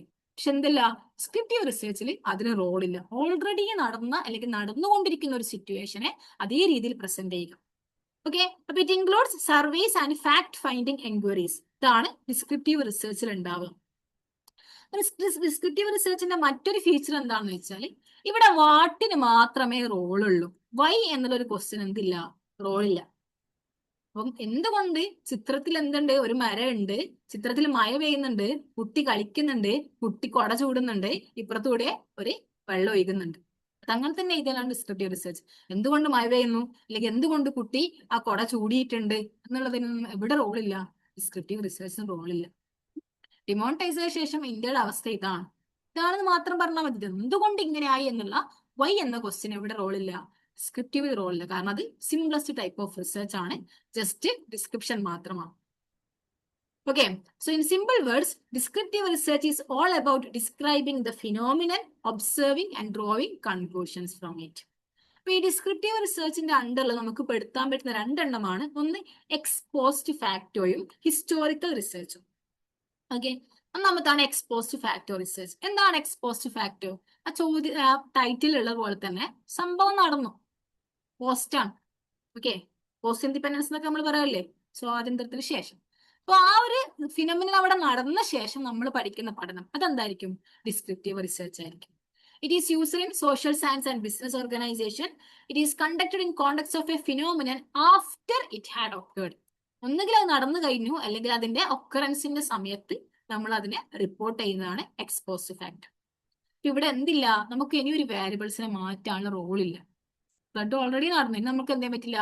ആ നടന്ന ഫ്ലഡിനെ എക്കോ സെൻസിറ്റീവ് സോൺസ് ഒക്കെ പരിഗണിച്ചിരുന്നെങ്കിൽ ഫ്ലഡ് ഒഴിവാക്കാമായിരുന്നു എന്നുള്ളതിന് ഇനി റോളില്ല, നടന്നു കഴിഞ്ഞു. ഓക്കെ, അതാണ് എന്ത്, വേരിയബിൾസിനെ മാനിപ്പുലേറ്റ് ചെയ്യാൻ പറ്റില്ല എന്നുള്ളത്. A study on Kerala floods. ഇനി എന്താണ് ഹിസ്റ്റോറിക്കൽ റിസർച്ച്? നമ്മുടെ പണ്ട് പറഞ്ഞത് എക്സ്പോസ്റ്റ് ഫാക്ട് പോലെ തന്നെ ചരിത്രകാല, നമ്മുടെ പുരാതന കാലഘട്ടത്തിലോ അല്ലെങ്കിൽ മധ്യകാലഘട്ടത്തിലോ ഒക്കെ നടന്ന ഏതെങ്കിലുമൊക്കെ ഒരു ഇൻസിഡന്റിനെ പറ്റി ഇപ്പോൾ ഒരാൾ പഠിക്കുമ്പോൾ അതെന്താണ്? ഹിസ്റ്റോറിക്കൽ റിസർച്ച് ആണ്. അപ്പൊ ഇവിടുത്തെ ഹിസ്റ്റോറിക്കൽ റിസർച്ചിനും എന്ത് മാത്രമേ റോളുള്ളൂ? വേരിയബിൾസിനെ കൺട്രോൾ ചെയ്യാൻ സാധിക്കില്ല. കാരണം ഓൾറെഡി ആ ഇൻസിഡന്റ് നടന്ന് വർഷങ്ങൾ കഴിഞ്ഞു. അപ്പൊ നമുക്ക് ഇനി എന്താ ചെയ്യാം? എന്തൊക്കെ നടന്നു, ഏതൊക്കെ രീതിയിൽ നടന്നു എന്ന് പഠിക്കും. ഓക്കെ, ഇന്ത്യയിലെ ട്രേഡ് യൂണിയൻസിന്റെ വളർച്ച, evolution of modern education system, ഇതൊക്കെ ഒരാൾ പഠിക്കുന്നുണ്ടെങ്കിൽ അത് ഹിസ്റ്റോറിക്കൽ റിസർച്ച് ആണ്. അത് ഡിസ്ക്രിപ്റ്റീവ് റിസർച്ചിന്റെ അണ്ടറിൽ വരും. ഡിസ്ക്രിപ്റ്റീവ് റിസർച്ചിന്റെ വൈ എന്നുള്ള എലമെന്റ്സും കൂടി കൊണ്ടുവരികയാണെങ്കിൽ നമുക്ക് അതിനെ എന്താക്കാം? കോറിലേഷൻ റിസർച്ച് ആക്കാം. ബട്ട് ഇവിടെ ഡിസ്ക്രിപ്റ്റീവ് റിസർച്ചിന്റെ അണ്ടറിൽ എന്ത് മാത്രമേ ആവശ്യമുള്ളൂ? വാട്ട് എന്നൊരു ക്വസ്റ്റ്യൻ മാത്രമേ ആവശ്യമുള്ളൂ. വാരിയബിൾസിനെ മാനിപ്പുലേറ്റ് ചെയ്യാനോ കൺട്രോൾ ചെയ്യാനോ സാധിക്കില്ല. ഓക്കെ, നിങ്ങൾക്ക് ക്വസ്റ്റ്യൻ വേണോ ഇതിനെ പറ്റി ചോദിച്ച? ജസ്റ്റ് ഒരു ക്വസ്റ്റ്യൻ കാണിച്ചത് അല്ല, ക്വസ്റ്റ്യൻസ് നമുക്ക് ഒരുമിച്ച് ചെയ്യാം കുറച്ച് ബാക്കിലോട്ട്. ഇനി എന്താണ് കോറിലേഷണൽ റിസർച്ച്? അപ്പോ നമ്മൾ പറഞ്ഞു എല്ലാ റിസർച്ചുകളും രണ്ട് വേരിയബിൾസ് തമ്മിലുള്ള പഠനമാണ്, രണ്ടിൽ കൂടുതൽ വേരിയബിൾസ്. അപ്പോ ഈ കോറിലേഷൻ റിസർച്ചിൽ ഈ രണ്ട് വേരിയബിൾസ് തമ്മിലുള്ള ബന്ധം പറയലാണ്. ഓക്കെ, ഫോർ ആൻ എക്സാമ്പിൾ, വെൽത്തും ഹാപ്പിനെസ്സും. വെൽത്ത് കൂടുന്നതനുസരിച്ച് ഹാപ്പിനെസ് കൂടുന്നുണ്ടോ, അല്ലെങ്കിൽ വെൽത്ത് കൂടാതെ, അല്ലെങ്കിൽ അവിടെ തമ്മിൽ എന്തോ ഒരു ബന്ധം ഉണ്ടോ? അത് ഏത് രീതിയിലാണ് ബന്ധം എന്ന് നമ്മൾ പറയാൻ കേട്ടോ. Relationship between wealth and happiness. Okay, അല്ലെങ്കിൽ റിലേഷൻഷിപ്പ് ബിറ്റ്വീൻ എന്താണ്, ഒരു improper socialisation and deviation behaviour. പൊതുവെ കാണാനുള്ള ഒരു ട്രെൻഡാണ് സ്കൂളുകളിലൊക്കെ പഠിപ്പിക്കുമ്പോൾ. അത്രത്തല്ല ഒരു പ്രോപ്പർ സോഷ്യലൈസേഷനോ ഒരു ഫാമിലി ഹാർമണിയുള്ള ഒരു ഫാമിലി നിന്ന് വരാത്ത പകുതി കുട്ടികളും എന്തായിരിക്കും, ഒരു ഡീവിയേഷൻ ബിഹേവിയർ അവർ കാണിക്കാറുണ്ട്. എല്ലാവരും എന്നല്ല, മെജോറിറ്റി. ഇതൊക്കെ എന്താണ്, ഇവിടെ തമ്മിലൊക്കെ എന്തോ ഒരു ബന്ധമുണ്ട്. എന്തോ ഒരു ബന്ധമുണ്ട് എന്ന് നമ്മൾ സ്ഥാപിക്കുന്നതാണ് കോറിലേഷൻ റിസർച്ച്. ഏത് രീതിയിലാണ് ബന്ധം എന്നുള്ളത് വേറെ ആൾക്കാർ നോക്കും. ആ ബന്ധമുണ്ടെന്ന് സ്ഥാപിച്ചാൽ മതി. Correlation research is a type of research method that involves observing two variables രണ്ട് വേരിയബിൾസിനെ ഒബ്സർവ് ചെയ്യുക in order to establish a statistically corresponding relationship between them. രണ്ട് തമ്മിലുള്ള ഒരു ബന്ധമുണ്ടെന്ന് എസ്റ്റാബ്ലിഷ് ചെയ്യാൻ വേണ്ടിയിട്ട്. ഓക്കെ, അപ്പൊ ഇവിടെ എന്താണ് മാത്രം നോക്കിയാൽ മതി, ഇതിൽ മാറുന്നതിനനുസരിച്ച് ഒരു സം സോർട്ട് ഓഫ് എമൗണ്ട് ഇപ്പുറത്തും മാറുന്നുണ്ട്, അഥവാ ഇതിന്റെ ഒന്ന് മറ്റൊന്നിൽ ഇമ്പാക്ട് ഉണ്ടാക്കുന്നുണ്ട്. ഓക്കെ, അപ്പൊ ആ രീതിയിലുള്ള പഠനമാണ് കോറിലേഷൻ റിസർച്ച്. ഇനിയാണ് എക്സ്പ്ലോറേറ്ററി റിസർച്ച്. എക്സ്പ്ലോറേറ്ററി റിസർച്ച് എന്നുള്ളത് ഒരാൾ ഒരു റിസർച്ച് പ്രോസസ്സിന്റെ തുടക്കത്തിൽ ചെയ്യുന്ന ഒരു എക്സ്പ്ലോറേഷൻ ആണ്. ശരിക്കും അത് റിസർച്ച് എന്നൊരു കാറ്റഗറി പെടുത്താൻ പറ്റില്ല, ബട്ട് സ്റ്റിൽ അതിനെ ആ രീതിയിൽ പെടുത്തിയിട്ടുണ്ട്. ഫോർ എക്സാമ്പിൾ, നിങ്ങളൊക്കെ JRF ക്വാളിഫൈ ചെയ്തു, you will be going to pursue your PhD. ഇന്ത്യയിൽ ഏതെങ്കിലും ഒരു യൂണിവേഴ്സിറ്റീസിൽ നിങ്ങൾ പോകും. അപ്പൊ നിങ്ങൾ എന്ത് ചെയ്യും, ഫോർ എക്സാമ്പിൾ നിങ്ങളിപ്പോ ഒരു ഹിസ്റ്ററി സ്റ്റുഡന്റ് ആണെന്നുണ്ടെങ്കിൽ, ഒന്നും കൂടി എക്സാമ്പിൾ പറയാൻ എളുപ്പം ഹിസ്റ്ററി കേട്ടോ. ഹിസ്റ്ററി ആണെന്നുണ്ടെങ്കിൽ എന്തായി, ഹിസ്റ്ററി തന്നെ ആൻഷ്യന്റ് ഹിസ്റ്ററി ഉണ്ട്, മിഡീവൽ ഉണ്ട്, മോഡേൺ ഉണ്ട്. അപ്പൊ ഞാൻ ഇതൊക്കെ വെച്ച് നോക്കും, ഇതിൽ ഏതാണ് എനിക്ക് റിസർച്ച് ചെയ്യാൻ കൂടുതൽ എന്റെ താല്പര്യം, അവൈലബിലിറ്റി, ഗൈഡിന്റെ അവൈലബിലിറ്റി ഒക്കെ നോക്കിയിട്ട് ഞാൻ ഒരു ഏരിയ സെലക്ട് ചെയ്യും. മോഡേൺ സെലക്ട് ചെയ്തു. മോഡേണിൽ തന്നെ ആണെങ്കിലും എന്താണ്, കൊളോണിയലിസം കാലത്ത് ഇന്ത്യ ഉണ്ട്, പോസ്റ്റ് ഇൻഡിപെൻഡന്റ് ഇന്ത്യയിലെ ഇൻസിഡൻസ് പഠിക്കാം, എന്താണ് അന്നത്തെ കാലത്തെ എക്കണോമിക്കൽ അവസ്ഥ പഠിക്കാം, സോഷ്യൽ അവസ്ഥ പഠിക്കാം, എഡ്യൂക്കേഷന്റെ അവസ്ഥ പഠിക്കാം, ഹെൽത്തിന്റെ അവസ്ഥ പഠിക്കാം, എന്തും പഠിക്കാം അല്ലെ. ഇതൊക്കെ ഞാൻ എക്സ്പ്ലോർ ചെയ്ത് ഇവിടെ ഇനി എവിടെയാണ് സ്കോപ്പ് എന്നൊക്കെ ലിറ്ററേച്ചർ റിവ്യൂ ഒക്കെ വായിച്ചിട്ട് ഞാൻ നടത്തുന്ന ആ ഒരു എക്സ്പ്ലോറേഷനെയാണ് എക്സ്പ്ലോറേറ്ററി റിസർച്ച് എന്ന് വിളിക്കുന്നത്. Okay, so it is generally done in the beginning of the research. ഇതെന്തിനാണ്, it is undertaken to explore an area where little is known or to investigate the possibilities of undertaking a particular research study. ആ ഒരു ഏരിയയിൽ study നടത്തുന്നതിന്റെ relevance ഉണ്ടോ, possibility ഉണ്ടോ, scope ഉണ്ടോ എന്നൊക്കെ മനസ്സിലാക്കാൻ വേണ്ടി നമ്മൾ നടത്തുന്ന ഒരു ഫസ്റ്റ് ഘട്ടം ഓഫ് പഠനം, അതിനാണ് എക്സ്പ്ലോറേറ്ററി റിസർച്ച് എന്ന് പഠിക്കും. നമുക്ക് കുറച്ച് ബാക്ക്ഗ്രൗണ്ട് ഇൻഫർമേഷൻ കിട്ടും, ഒരു എന്താണ് ഏതൊക്കെയാണ് നമ്മൾ റേസ് ചെയ്യാൻ പറ്റുന്ന പ്രോബ്ലംസ്, റിസർച്ച് ക്വസ്റ്റ്യൻസ് എന്ന് മനസ്സിലാവും. അതുപോലെ ഒരു ഹൈപ്പോത്തീസിസ് ഡെവലപ്പ് ചെയ്യാനൊക്കെ നമ്മളെ സഹായിക്കും. അതാണ് എക്സ്പ്ലോറേറ്ററി റിസർച്ച്. ഇനിയാണ് എക്സ്പ്ലനേറ്ററി റിസർച്ച്. ഈ എക്സ്പ്ലനേറ്ററി റിസർച്ചിൽ നമ്മൾ നേരത്തെ കോറിലേഷൻ റിസർച്ച് പഠിച്ചല്ലോ. എന്താണ് നമ്മൾ എക്സാമ്പിൾ ആയിട്ട് പറഞ്ഞത്, വെൽത്തും ഹാപ്പിനെസ്സും തമ്മിലുള്ള ബന്ധം, അല്ലെങ്കിൽ ഇംപ്രോപ്പർ സോഷ്യലൈസേഷനും കുട്ടികളിൽ കാണുന്ന ഡീവിയേഷനും. ഡീവിയേഷൻ മീൻസ് വ്യതിചലനം, ലൈക്ക് കുറച്ച് കുരുത്തക്കേടുകൾ, ഡ്രഗ്സ്, അങ്ങനത്തെ പലതും നമുക്ക് ഡീവിയേഷനിൽ പെടുത്താട്ടോ. അതാണ് ഡീവിയേഷൻ. അല്ലെങ്കിൽ ഫാമിലി ട്രോമാസും ലേണിംഗ് ഡിഫിക്കൽറ്റീസും, അല്ലെങ്കിൽ സ്മോക്കിങ്ങും ക്യാൻസറും. ഇവയൊക്കെ തമ്മിൽ ഒരു സം സോർട്ട് ഓഫ് റിലേഷൻഷിപ്പ് ഉണ്ട് എന്നുള്ളത് കോറിലേഷൻ റിസർച്ച് വഴി നമ്മൾ പഠിച്ചിട്ടുണ്ട്. പക്ഷെ എത്ര അളവിലാണ്, ഏതൊക്കെ രീതിയിലാണ് ഈ രണ്ട് വേരിയബിൾസും തമ്മിൽ ലിങ്ക് ചെയ്തിട്ടുണ്ടാവുക എന്നുള്ളത് പഠിക്കാനുള്ള ഒന്നുകൂടി ഒരു ഡീപ്പർ സ്റ്റഡിയാണ് എക്സ്പ്ലനേറ്ററി റിസർച്ച് എന്നുള്ളത്.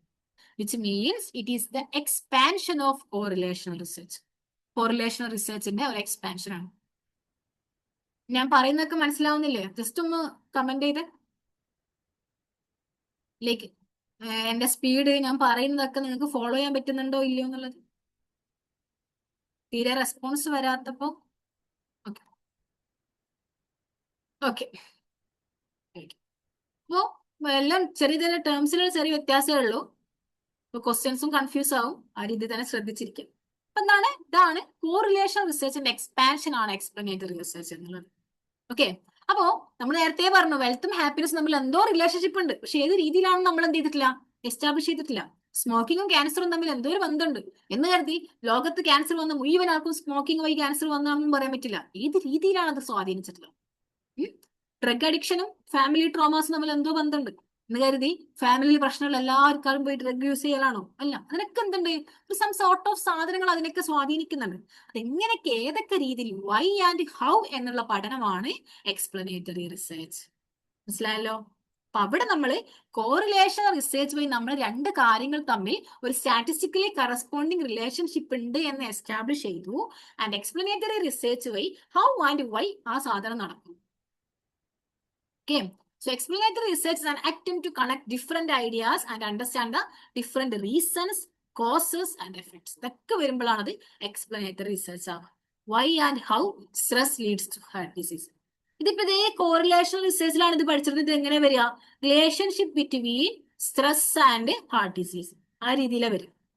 ഇവിടെ അത് എന്തായി മാറും, എന്തുകൊണ്ട് എങ്ങനെയൊക്കെ സ്ട്രെസ്സും ഹാർട്ട് ഡിസീസും കണക്ട് ആണ്.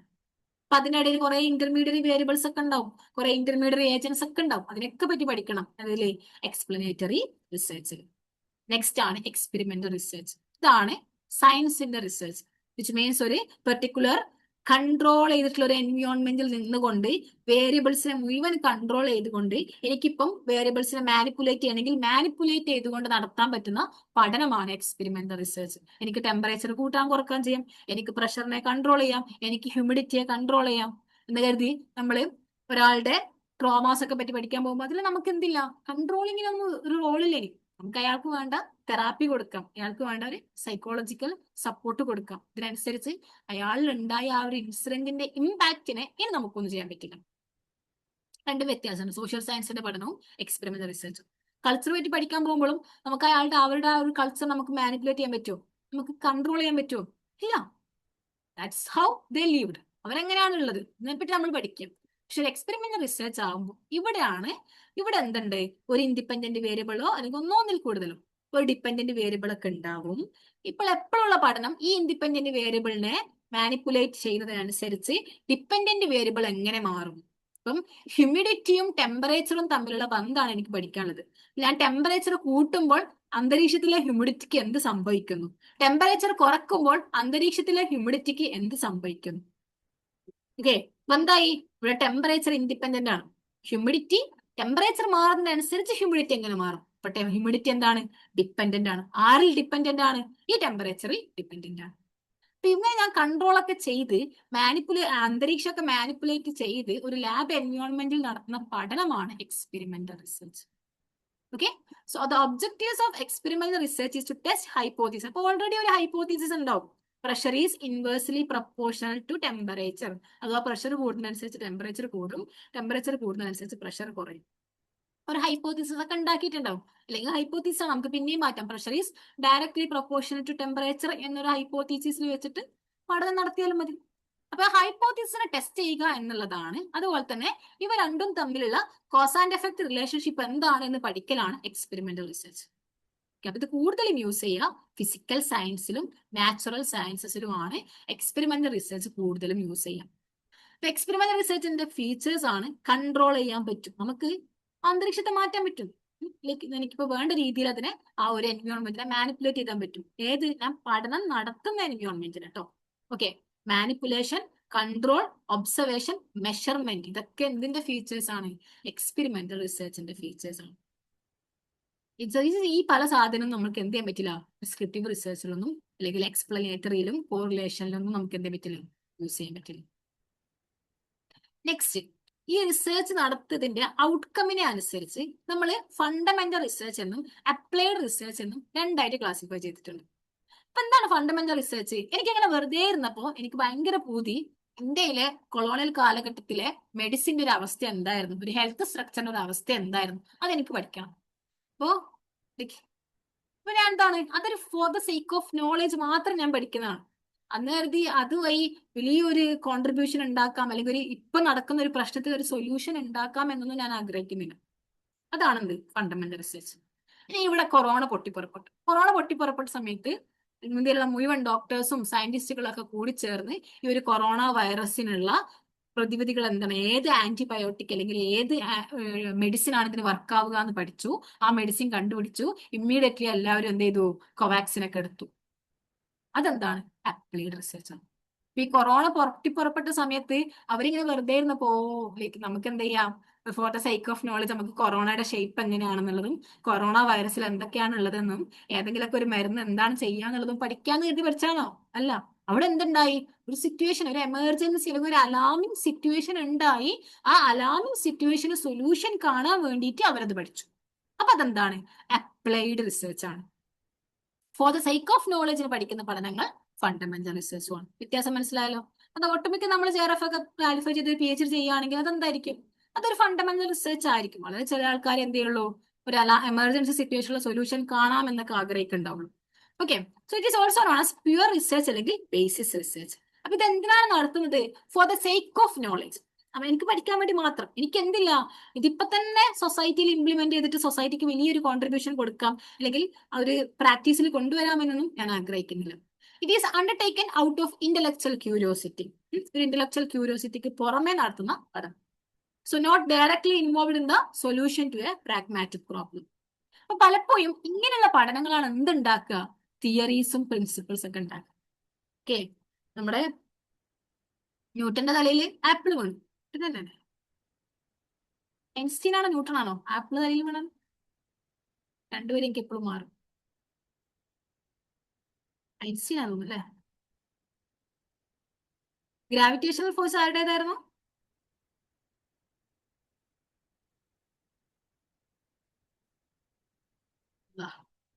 ന്യൂട്ടൺ ആണ്. രണ്ടുപേരെയും മാറും എനിക്ക്. സോറി. അപ്പൊ ന്യൂട്ടന്റെ തലയിൽ ആപ്പിൾ വീണു. ന്യൂട്ടന്റെ തലയിൽ ആപ്പിൾ വീണപ്പോ ഇനി ഒരിക്കലും ഒരു മനുഷ്യന്റെ തലയിലും ആപ്പിൾ വീഴരുത് എന്നുകൊണ്ടല്ല ന്യൂട്ടൺ എന്ത് ചെയ്തിട്ടുള്ളത്, അതിനെ പറ്റി പഠിച്ചത്. ന്യൂട്ടൺ ഇങ്ങനെ ഇരുന്നപ്പോ ആലോചിച്ചു എന്തുകൊണ്ട് ഈ ആപ്പിൾ താഴോട്ടേക്ക് തന്നെ വീണു. അത് ന്യൂട്ടന്റെ ഇന്റലക്ച്വൽ ക്യൂരിയോസിറ്റി ആണ്. അപ്പൊ ഈ ഇന്റലക്ച്വൽ ക്യൂരിയോസിറ്റിക്ക് പുറമെ ന്യൂട്ടൺ പഠിച്ചു. ന്യൂട്ടൺ എന്താണ്, ഈ അന്തരീക്ഷത്തിലുള്ള മുഴുവൻ ഒബ്ജക്ട്സിനെയും എർത്തിലേക്ക് അട്രാക്ട് ചെയ്യുന്ന ഒരു അട്രാക്റ്റീവ് ഫോഴ്സ് ഉണ്ട്, അതാണ് ഗ്രാവിറ്റേഷണൽ ഫോഴ്സ് എന്ന് ന്യൂട്ടൺ കണ്ടുപിടിച്ചു. ന്യൂട്ടൺ എന്ത് ചെയ്താണ്, ന്യൂട്ടൺ ഒരു ക്യൂരിയോസിറ്റിക്ക് പഠിച്ചതാണ്. പിന്നീട് എന്ത് ചെയ്തു, ഈ ഗ്രാവിറ്റേഷണൽ ഫോഴ്സിന്റെ ഫലം ഉപയോഗിച്ചുകൊണ്ട് പല തിയറി ഉണ്ടായിട്ടോ. ഇവിടെ എന്തുണ്ടായി, ഒരു തിയറി ഉണ്ടായി. G=9.76 എന്നൊക്കെ പറഞ്ഞൊരു വാല്യൂ ഒക്കെ മൂപ്പര് ഉണ്ടാക്കി വെച്ചു.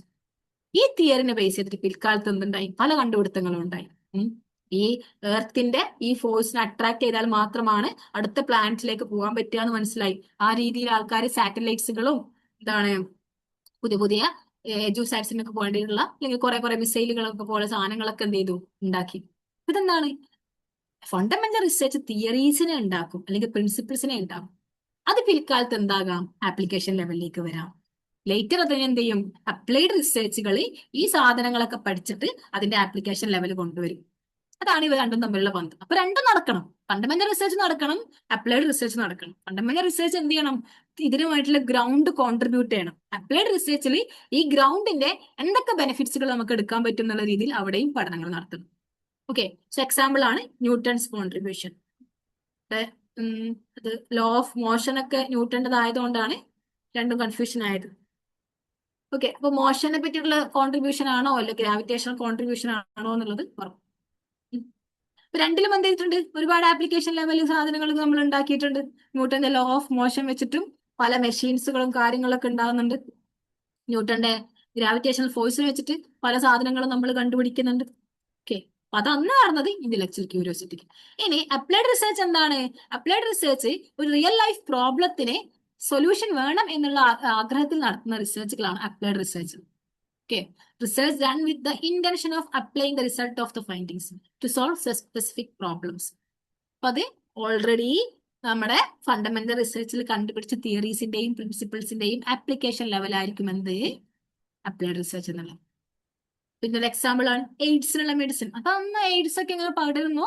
അപ്പൊ എയ്ഡ്സിന് എന്ത് ചെയ്യണം, ആസ് സൂൺ ആസ് പോസിബിൾ ഒരു സൊല്യൂഷൻ കാണണം. അപ്പൊ അതുവരെ മെഡിക്കൽ സയൻസിൽ പല ആൾക്കാരും ഉണ്ടാക്കി വെച്ച തിയറീസും പ്രിൻസിപ്പിൾസും ഉണ്ടാവും. ആ തിയറീസും പ്രിൻസിപ്പിൾസും ഒക്കെ റെഫർ ചെയ്തിട്ടാണ് എന്തുണ്ടാക്കുക, എയ്ഡ്സിനുള്ള ഒരു മെഡിസിൻ കാണുക. ഓക്കെ, അതൊക്കെ അപ്ലൈഡ് റിസർച്ച് ആണ്. ഇനിയാണ് ഇൻഡക്റ്റീവ് റിസർച്ചും ഡിഡക്റ്റീവ് റിസർച്ചും. നമ്മൾ ഉപയോഗിക്കുന്ന ലോജിക്കിനനുസരിച്ചാണ് ഇൻഡക്റ്റീവ് റിസർച്ചും ഡിഡക്റ്റീവ് റിസർച്ചും. അപ്പൊ ആദ്യം എന്താണ് ഇൻഡക്റ്റീവ് റീസണിങ് എന്നും എന്താണ് ഡിഡക്റ്റീവ് റീസണിങ് എന്നും അറിയണം. ഞങ്ങൾക്ക് ലോജിക്കൽ റീസണിങ്ങിന്റെ ക്ലാസ് കഴിഞ്ഞോ? ലോജിക്കൽ റീസണിങ് പഠിച്ചിട്ടുണ്ടോ നിങ്ങള്? ഇൻഡക്റ്റീവ് റീസണിങ്ങും ഡിഡക്റ്റീവ് റീസണിങ് ഒക്കെ റിപ്ലൈ ചെയ്യട്ടോ. യെസ് എങ്കിൽ യെസ്, നോ എങ്കിൽ നോ. പ്രശ്നങ്ങളൊന്നും ഇല്ല, പറഞ്ഞുതരാം. ഓക്കെ, അപ്പൊ എന്താണ് ഇൻഡക്റ്റീവ് റീസണിങ്? ഇൻഡക്റ്റീവ് റീസണിങ് എന്നുള്ളത് വളരെ വളരെ പെർട്ടിക്കുലർ ആയിട്ടുള്ള ഒരു സാധനത്തിൽ നിന്ന് വളരെ ജനറൽ ആയിട്ട് പോകുന്നതാണ്. ഫോർ ആൻ എക്സാമ്പിൾ, ക്രോ, കാക്കക്ക് എന്തുണ്ട്, ചിറകുണ്ട്. കാക്ക എന്താണ്, ചിറകുള്ള കാക്ക ഒരു പക്ഷിയാണ്. അപ്പോ എല്ലാ ചിറകുള്ള സാധനങ്ങളും എന്താണ്, പക്ഷിയാണ്. അതാണ് എന്ത്, ഇൻഡക്റ്റീവ് റീസൺ. ഒരു പർട്ടിക്കുലർ സാധനം, കാക്കക്ക് ചിറകുണ്ട്, അതുകൊണ്ട് തന്നെ ചിറകുകളെല്ലാം എന്താണ്, കാക്ക പക്ഷിയാണ്. അപ്പൊ ചിറകുകളെല്ലാം എന്താണ്, പക്ഷിയാണ്. അതെന്താണ്, ഒരു പർട്ടിക്കുലർ സാധനത്തിൽ നിന്ന് ഒരു ജനറൽ തിയറിയിൽ നമ്മൾ എത്തും. അതാണ് ഇൻഡക്റ്റീവ് റീസണിങ്. നമ്മളെ ലോജിക്ക് ആ രീതിയിലാണ് സംഭവിച്ചിട്ടുള്ളത്. ഇതാണ് ഡിഡക്റ്റീവ് റീസണിങ്. ഡിഡക്റ്റീവ് റീസണിങ് എന്താണ്, ജനറലിൽ നിന്ന് പെർട്ടിക്കുലറിലേക്ക് വരാം. ജനറൽ ടു പെർട്ടിക്കുലർ ആണ് എന്ത് ഡിഡക്റ്റീവ് റീസണിങ് എന്നുള്ളത്. എന്താണ്? പക്ഷികൾക്ക് ചിറകുണ്ടാവും. കാക്ക എന്ന പക്ഷിക്ക് ഞാൻ എന്ത് കണ്ടിട്ടുണ്ട്? ചിറക് കണ്ടിട്ടുണ്ട്. അതുകൊണ്ട് കാക്ക എന്താണ്? പക്ഷിയാണ്. അതാണ് രണ്ടും തമ്മിലുള്ള വ്യത്യാസം. മനസ്സിലായല്ലോ? ഒന്ന് ഞാൻ ജനറലിന് വളരെ സ്പെസിഫിക് ആയിട്ടുള്ള കാക്കയിലേക്ക് എത്തി.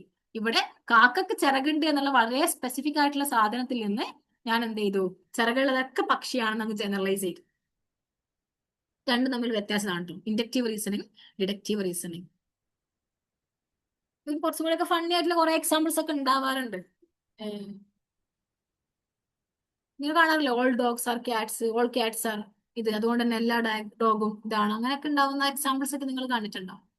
ഇതാണ് ഇൻഡക്റ്റീവ് റീസണിങ്, ഡിഡക്റ്റീവ് റീസണിങ്. അപ്പൊ ഇൻഡക്റ്റീവ് റിസർച്ച് എന്നുള്ളത് ഒരു ജനറൽ എന്താണ് നമ്മൾ ഇൻഡക്റ്റീവ് പറഞ്ഞത്? ഇൻഡക്റ്റീവ് ഒരു പെർട്ടിക്കുലറിൽ നിന്ന് ജനറലിലേക്ക് പോകുന്നതാണ് ഇൻഡക്റ്റീവ്. അല്ലെ? കാക്കയിൽ നിന്ന് ചിറകുള്ളതൊക്കെ പക്ഷിയാണ് നമ്മൾ ജനറലൈസ് ചെയ്തു. കാക്കക്ക് ചിറകുണ്ട്, അതുകൊണ്ട് കാക്ക പക്ഷിയാണ്. അപ്പൊ ചിറകുള്ളതൊക്കെ എന്താണ്? പക്ഷിയാണ്. പിന്നെ ഏറ്റവും ഫണ്ണായിട്ട് എക്സാമ്പിൾ പറയാം. ഞാനത് നടക്കാൻ പോയപ്പോൾ, പുറത്തു പോയപ്പോൾ ഞാനൊരു നോർത്ത് അമേരിക്കൻ അല്ലെങ്കിൽ വേറൊരു നാട്ടിലൊരാളെ കണ്ടു. അയാൾ കുള്ളനാണ്. കുള്ളൻ എന്ന് പൊളിറ്റിക്കലി ഇൻകറക്റ്റ്സ് ഒന്നും പറയല്ലേ. For example he is a dwarf man. അപ്പൊ ഞാൻ ആ നാട്ടിൽ നിന്ന് കണ്ട ഒരേ ഒരു മനുഷ്യൻ മൂപ്പരാണ് കേട്ടോ. ഫോർ എക്സാമ്പിൾ ഞാൻ ആദ്യമായിട്ട് കണ്ണൂർ ഡിസ്ട്രിക്റ്റിന്റെ പുറത്തു പോകുന്നു. കണ്ണൂർ ഡിസ്ട്രിക്റ്റിന്റെ പുറത്തു പോയപ്പോൾ ഞാൻ കോഴിക്കോടുള്ള ഒരു മനുഷ്യനെ കണ്ടു. ഈ മനുഷ്യൻ വളരെ ചെറിയ മനുഷ്യനാണ്. ഞാൻ എന്റെ ജീവിതത്തിൽ ആദ്യമായിട്ട് കണ്ട ഏക കോഴിക്കോടുകാരൻ ആരാണ്? ഇയാളാണ്. അല്ലെങ്കിൽ ഇയാളുടെ വേറെ ആളുണ്ടായിരുന്നു. ഇയാൾ രണ്ടാളും എന്തായിരുന്നു? ദ്വാർഫാണ്. അപ്പൊ ഞാൻ വന്നിട്ട് ഇതാണ് കോഴിക്കോടുകാരൻ മുഴുവനും ദ്വാർഫാണ് അല്ലെങ്കിൽ കുള്ളന്മാരാണ്. അതാണ് എന്ത് ഇൻഡക്റ്റീവ് റീസണിങ്. ഞാൻ പോയി ഈ കോഴിക്കോട് എന്നുള്ള ഡിസ്ട്രിക്റ്റിൽ ഈ രണ്ട് മനുഷ്യന്മാർ മാത്രമേ ഞാൻ കണ്ടിട്ടുള്ളൂ. അത് കണ്ടതിൽ വെച്ച് ഞാൻ എന്ത് ചെയ്തു? വളരെ പെർട്ടിക്കുലർ ആയിട്ടുള്ള ഈ ഒരു ഇൻസിഡന്റിനെ വെച്ചിട്ട് ഞാൻ ജനറലൈസ് ചെയ്തു, ജനറലിലേക്ക് കൊണ്ടെത്തിച്ചു. അതാണ് എന്ത് ഇൻഡക്റ്റീവ് റീസണിങ് എന്നുള്ള പറയുന്നത്. ഈ ഇൻഡക്റ്റീവ് റീസണിങ് ഉപയോഗിച്ചു കൊണ്ടുള്ള പഠനമാണ് ഇൻഡക്റ്റീവ് റിസർച്ച്, അഥവാ വളരെ പെർട്ടിക്കുലർ ആയിട്ടുള്ള സാധനത്തിൽ നിന്ന് ജനറലൈസ് ചെയ്യുക എന്നുള്ളത്.